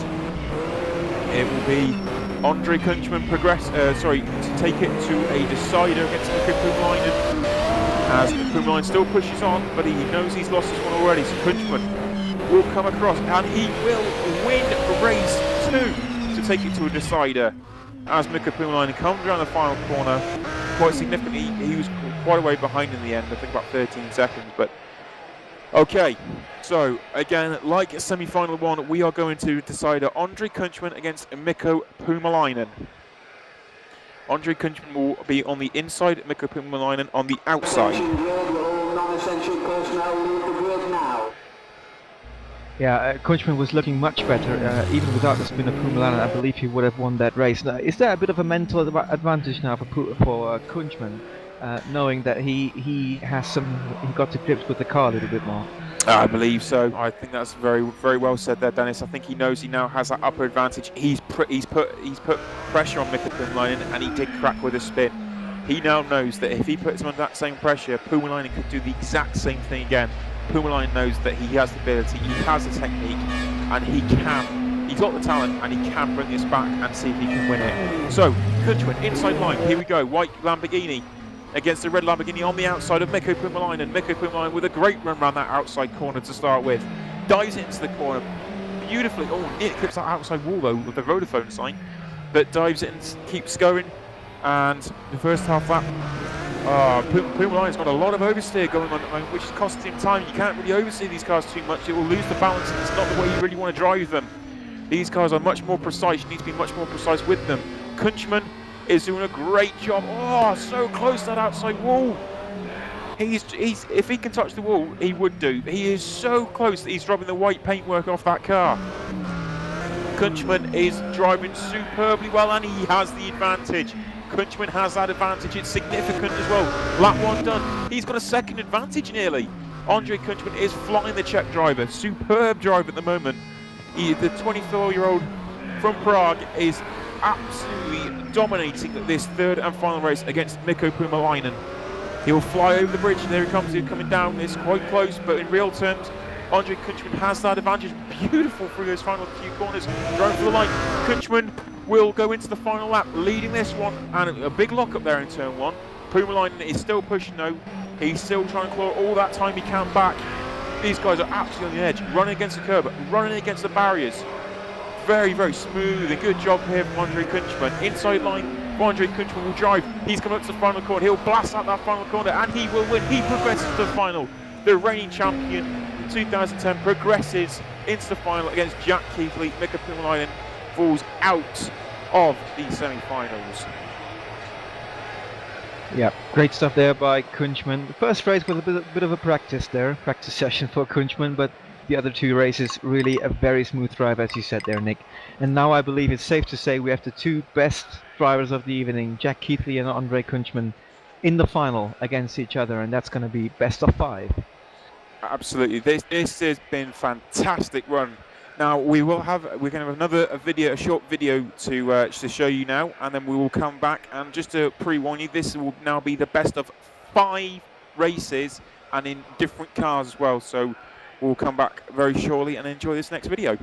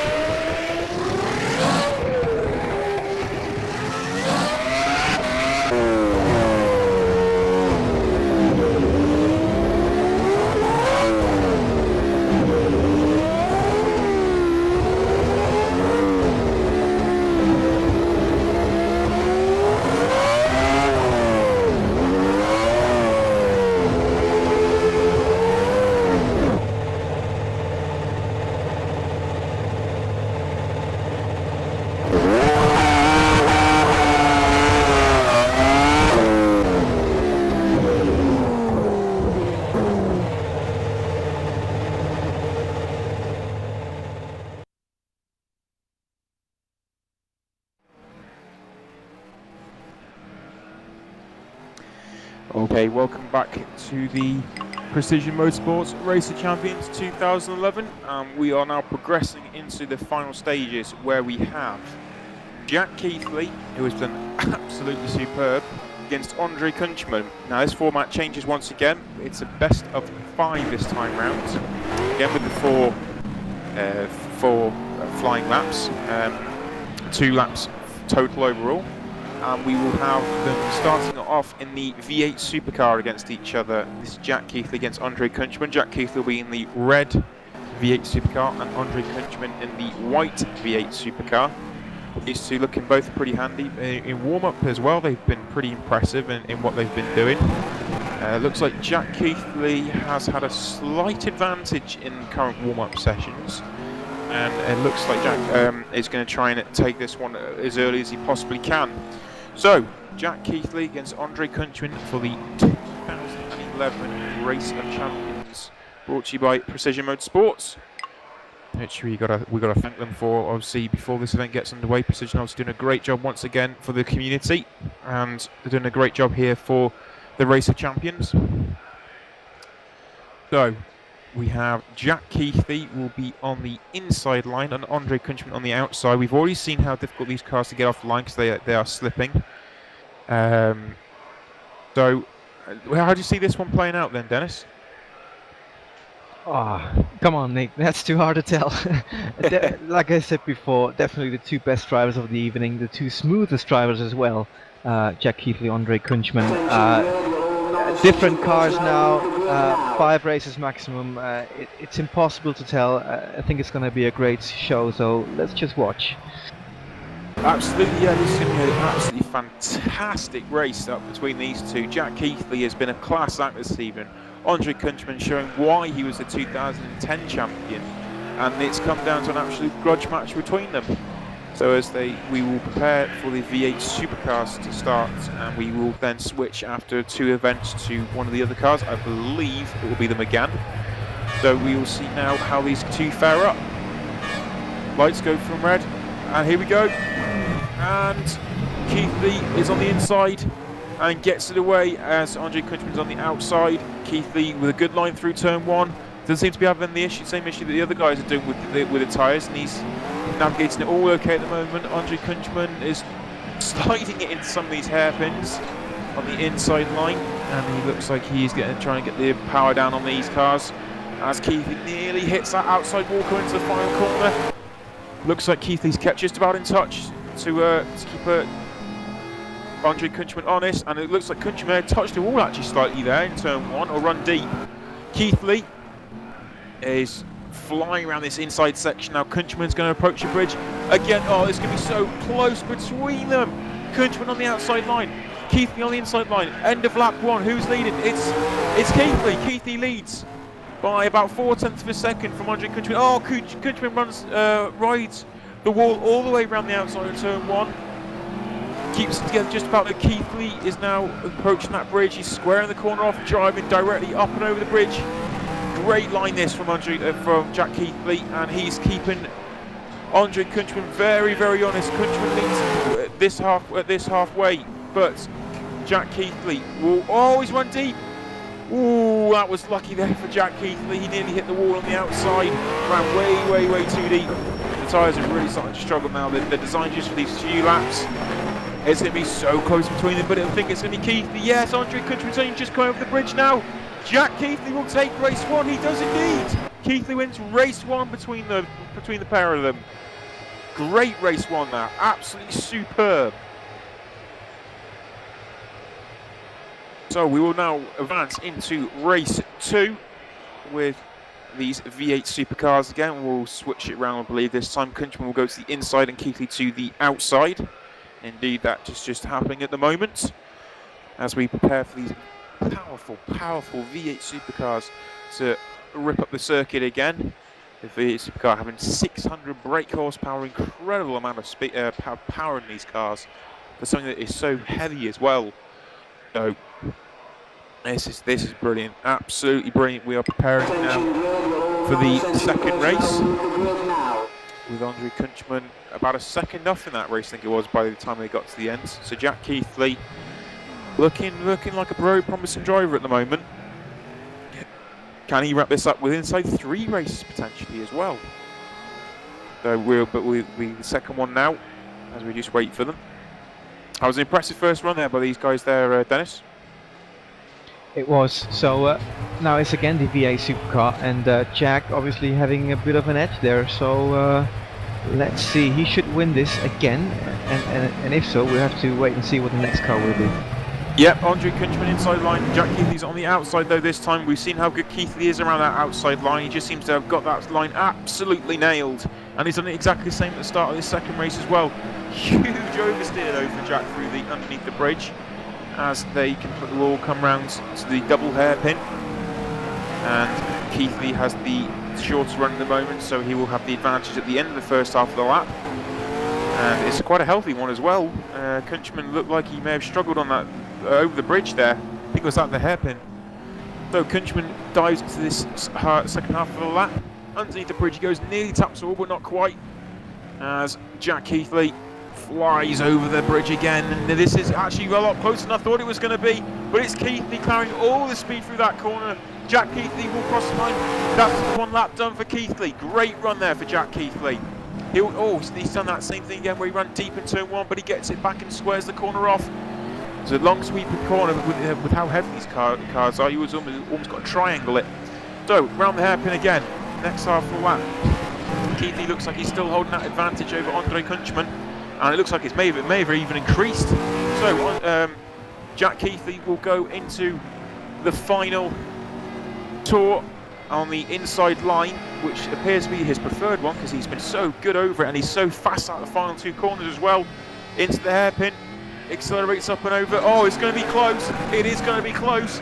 Round that outside bend again. Keithley has carried all the speed. He just needs to carry the speed through the final corner, and he will win race 2.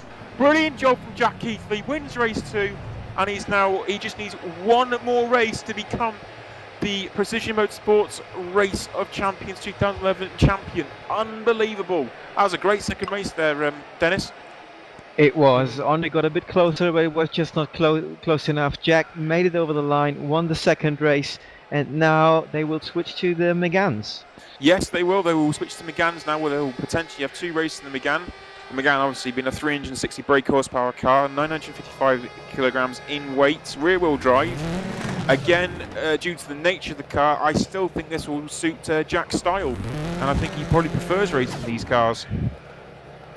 I think so as well. He was so good in the car before, so that's going to be awesome. Awesome to watch. It could be the final race of the evening. I think we're going to have a bit of a break. The drivers will be able to get used to the car again for just like 2 minutes though, and then we'll see what will maybe be the final race of the evening. Yep, just then allow them to readjust these cars. It's been an incredible evening though, Dennis, and obviously Precision Motorsports putting on a show for us with all these FSR drivers and drivers from other leagues and other people that have helped out within the FSR league throughout this year. So it's been an incredible evening of racing, it has to be said. Yeah, I think so as well. It's a good way to finish a very long and hard season that we all had, be it in FSR or be it for the other drivers in their national championships or in iRacing or wherever they drive. And it's obviously a different atmosphere, just like in the real race of champions, but still once you are on the track. Yeah, absolutely. It just goes to show as well, Andre Countryman has been out the car for probably an entire year. He's not one for a great deal of racing, but when he turns up in an absolutely exceptional style, and he's showing that he's still got the speed and he's never lost the speed either. Obviously defending champion from last year against the young protagonist in the form of Jack Keithley, who's been an absolute revelation once again the 19-year-old English driver, absolutely superb. We've said it time and time again of just the accolades he's picked up in touring cars. The GSC Touring Car Championship, 3 times runner-up as well, V8 Thunder multiple champion, the Race Department Supertech champion, and the BE Touring Car champion, which is incredible, the amount of accolades he's picked up through touring cars, and it really is a forte for him. And he may even need to jump up to GT cars, maybe go GT racing and just up the engine size. Yeah, especially next year with some rFactor 2 there, new possibilities will surely come up. I believe the race department guys will surely put up again some great leagues to race on. FSR will be there, and other leagues, iRacing and whatnot. So I think for the future is great things to come. Absolutely, I think there's there's a lot of prospects and a lot of promise for what could be coming in 2012. There's the anticipation where we may see rFactor 2 prior to Christmas, which I think everyone is really wanting now. They're itching for it. People moving across to iRacing, enjoying iRacing and the lights of iRacing. We've also spoken to Atse Kirchhoff about how much he's enjoying it and how successful he's being with Team Redline. And there's other drivers, obviously Twister Racing have moved as well. You know, they're still within FSR, they've moved into iRacing, they're doing other things as well. And there's so many other teams that, you know, the sim racing is ever growing, and it's amazing when you can get these Race Champions events and you can bring a whole massive community into one for a fun event rather than such a competitive event. Obviously it's still competitive due to the nature of the drivers, but it's a much more fun and relaxed event than what it usually would be. Yeah, and of course it's just a very different layout. I mean, where else? There's nothing, no league or no event where you have this. Just like 2 laps or 4 laps in this case now, driving different cars. You have to adapt very quickly to the other car and to the track and to your opponent and whatever. So it's just a nice format here.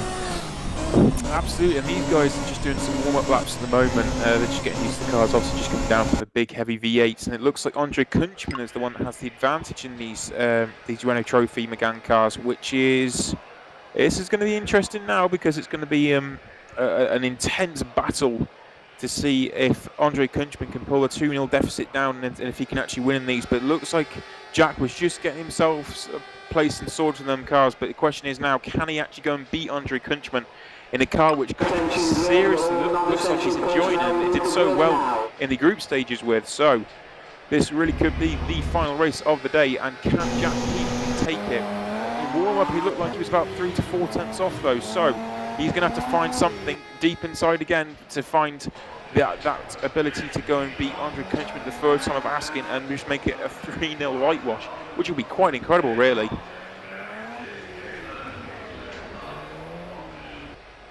Drivers just in the last few laps as we get ready for the third race, which is in the Meganes, and it's a red inside car for Keith Lee, white on the outside for Kunchman, and away we go. The launch control working beautifully in these cars. Keith Lee's away and diving into the first corner, and Andre Kunchman on the outside looks like he's carrying a hell of a lot of speed. He's got a lot more confidence in that car. Keith Lee tapped the wall as well. Keith Lee tapped the wall.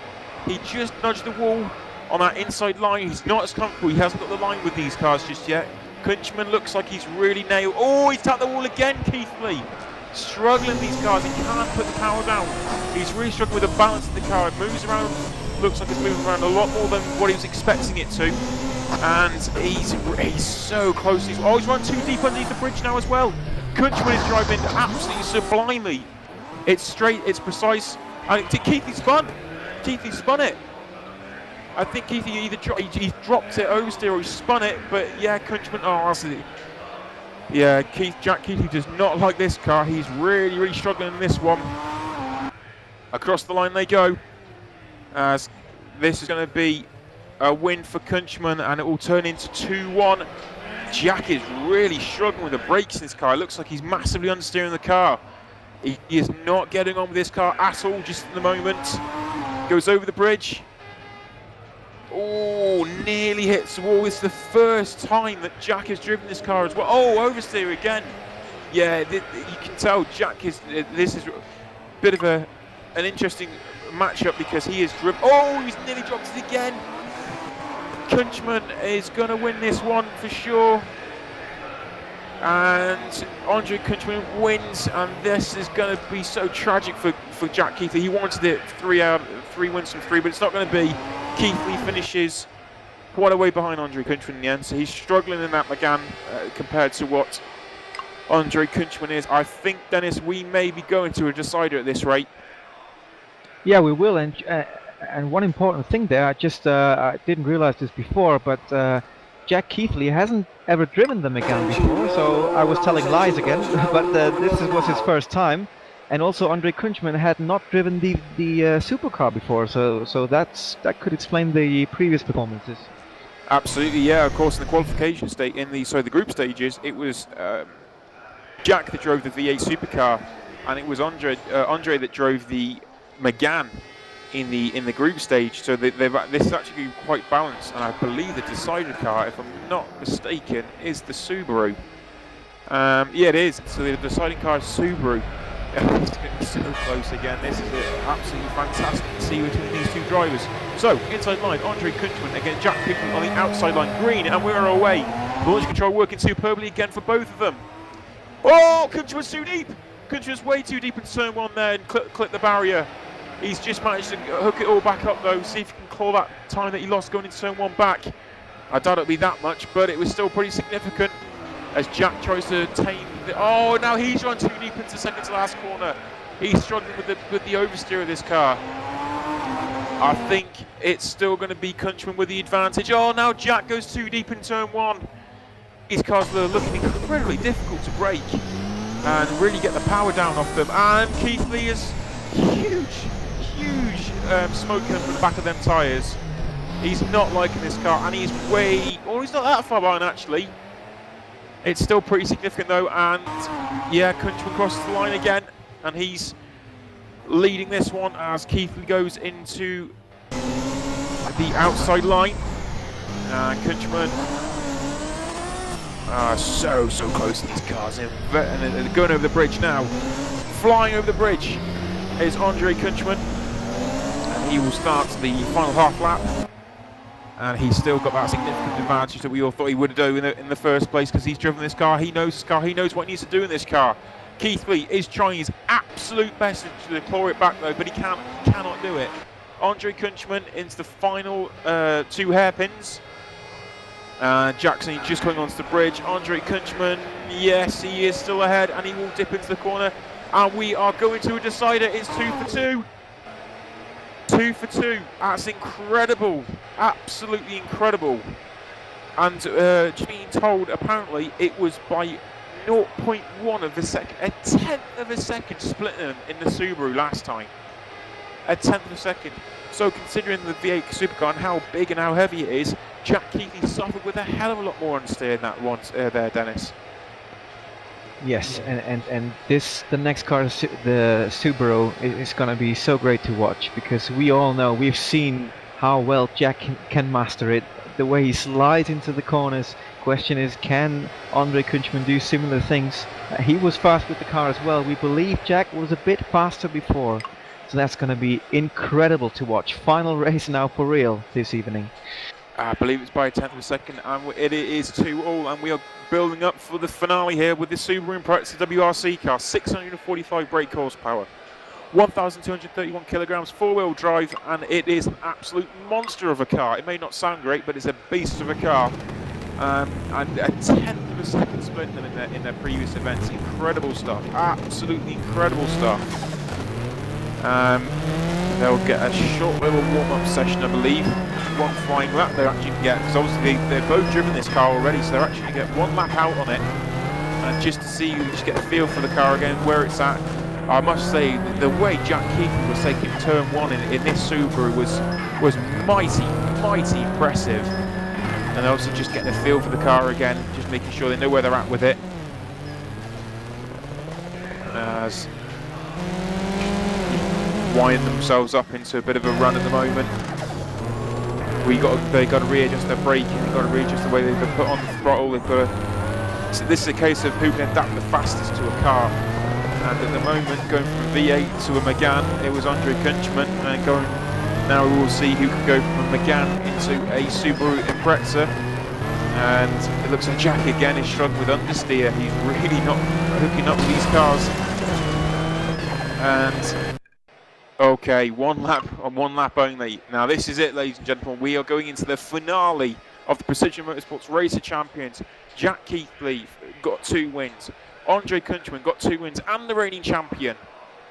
This is the decider now. The Subaru Impreza. We will have Jack Keithley on the inside line in the red Subaru. We will have Andre Kunchman on the outside line in the white Subaru. And this is going to be so close between them. As I said previously, based off their times from the previous rounds, there was only a 10th between them in their fastest times.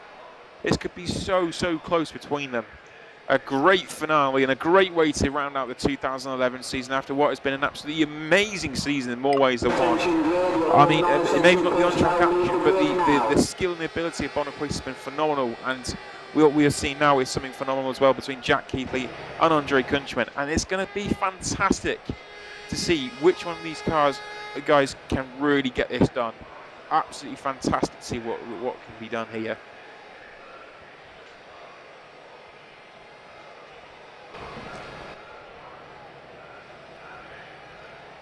So here we go.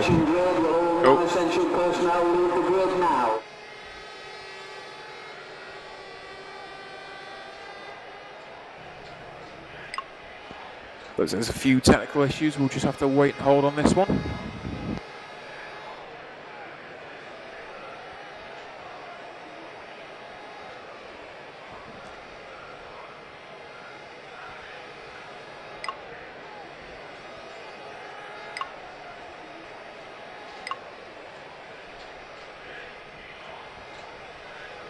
Okay, looks like there's a few technical difficulties at the moment. So we are just waiting for this finale to get underway.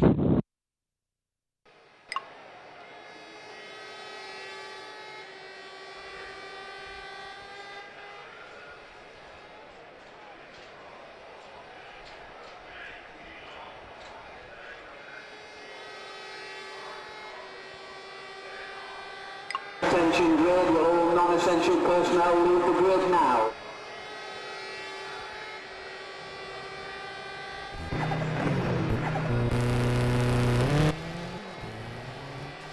Okay, looks like we are now preparing for the final race of the Race of Champions. Andre Kunchman against Jack Keithley. It's going to be an intense battle between the two as the pair prepare to go head to head against each other. There we go. Jack Keithley on the inside, on the outside against Andre Kunchman on the outside. And away we go. Oh, it's a much better start. Oh, 2 deep though for Jack Keithley into turn 1.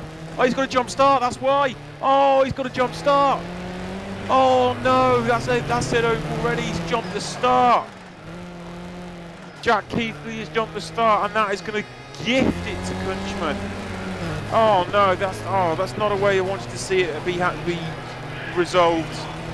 But Jack Keithley, he has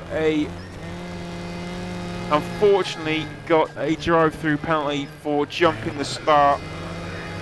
Oh, well, Andre Kunchman is still driving hard and fast. He doesn't know this at the moment. He thinks he's still got some work to do, but he's still leading this race.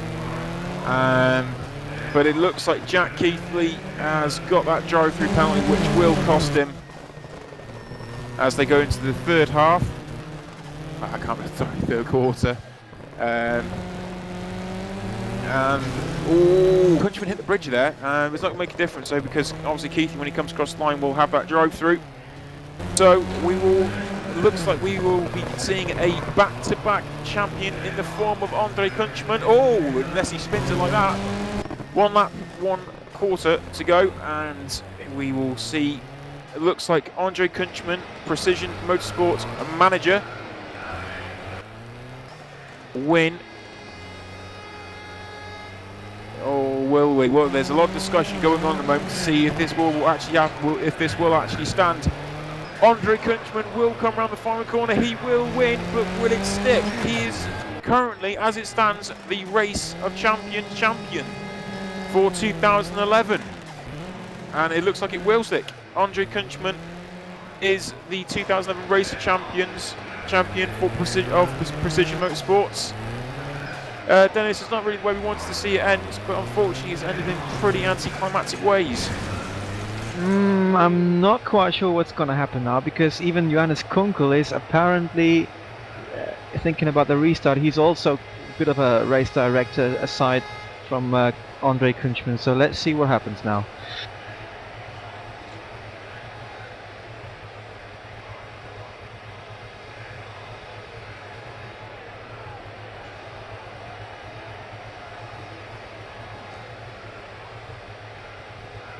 We will wait to see what happens now, but as it stands, Andre Kunchman has won. Well, okay, by the looks of it, we are. Well, are we going to get it?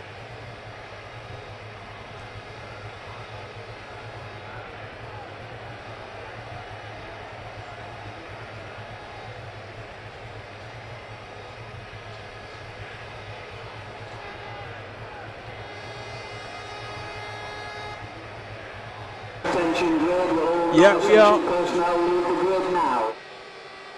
We are going to get a restart, so we will see a full race. A little bit of a hiccup towards the end of this, which is not how we wanted, because it's been such a fantastic evening all the way through. But we will get a straight fight for this championship. It has been allowed, and it will be restarted. I think Andre Kunchman doesn't quite agree with it. I'm sure there's many other people probably out there that don't agree with it, but we should be getting a race. I'm not sure. Have we lost? I lost connection, yes.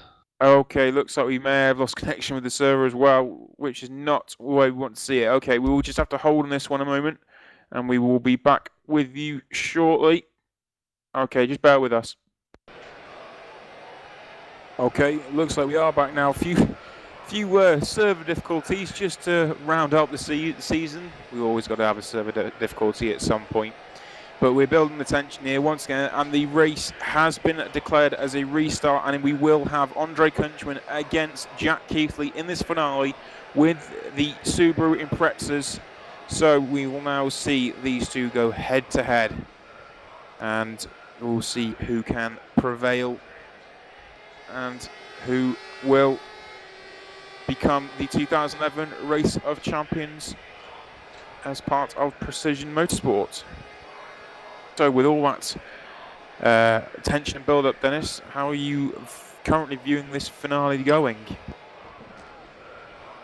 Always the same question. I always have to invent different answers. Difficult, Nick. I guess we will see. Andre, if we take it technically, had a bit of an advantage, or has a bit of an advantage now, because he had a bit more practice time. He did a full race, the one which now gets restarted, so he should maybe have the upper hand, but we know Jack is just really good in the car, so maybe it evens out again. Absolutely, and we head to the race now. Andre Kunchman up against Jack Keithley. Like you said, Andre Kunchman has now spent more time in this car.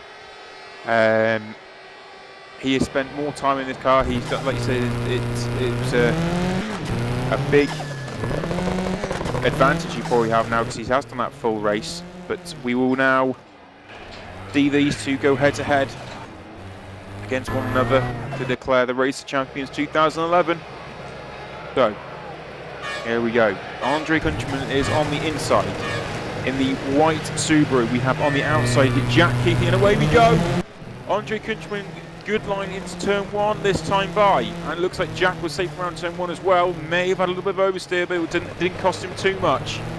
So we now see Andre Kunchman is on the inside. Oh, he's run a little bit deep as he approaches, coming onto the bridge. That's cost him a little bit. That's not what he wanted there. Jack Keithley coming around second to last corner. He's driving out into the final corner now, and out of it.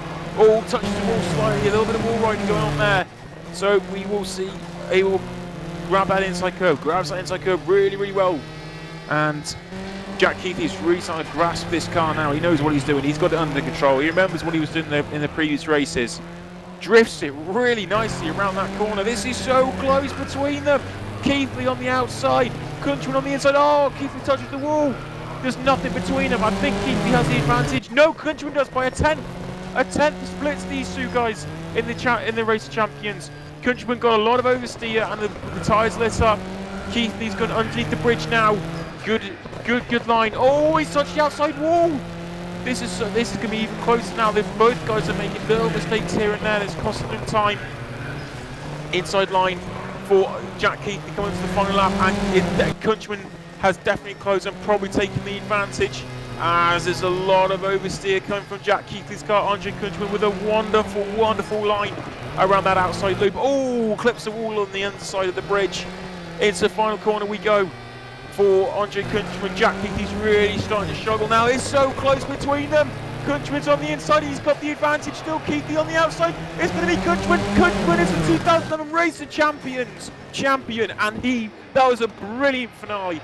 That's what we wanted the first time round, but we've got it second time round. Superb. Andre Countryman back-to-back 2010, 2011 Racing champion. Fantastic. What a way to end the season, Dennis. Yeah, big congratulations to Andre then. He won both finales, so great job. Bad luck there for Jack. He did so well all evening. Last year I believe he was out in semi-finals, I believe. This year he made it to the final, so next year he might win it. Absolutely superb. Now that was the final we wanted and we got it. Superb. Andre Countryman would beat Jack Keithley by a little under half a second. And it was a superb run from both drivers. Jack Keithley, the revelation of the evening, has really come on in the past year, and it just goes to show, going out to the semi-finals but taking it to the very last race in his final this year. Andre Countryman showing he's lost absolutely no speed, no talent. He can get the job done. And Precision Motorsports, once again, thank you for putting on this event. You've done a great job all year. FSR, maybe got some rebuilding to do, but I'm sure we'll find their way eventually again for 2012 and beyond. But in terms of FSR, Bonahuis is beatable. We've all learned that tonight, haven't we, Dennis? That's one key thing, even for yourself. And it's been a fantastic year. So a big shout out to all of them. Well done to Andre Countryman, to Jaakko, Mikkonen, our cameraman. Mikko Pumalainen, superb as well. So absolutely fantastic. So Dennis, unbelievable, absolutely unbelievable evening. Yeah, and thanks to you for a fantastic commentary job. Couldn't have been anyone better than you, so thanks very much. You are more than welcome, mate. It's been an absolute joy to do it this evening. I was not expecting the action we got. It was been absolutely superb, and I'll just round out with saying, happy Christmas to everyone, have a great new year, and come back refreshed for the 2012 season, because we're in for an absolute treat, I reckon, next year. So thank you very much. Dito, bye-bye.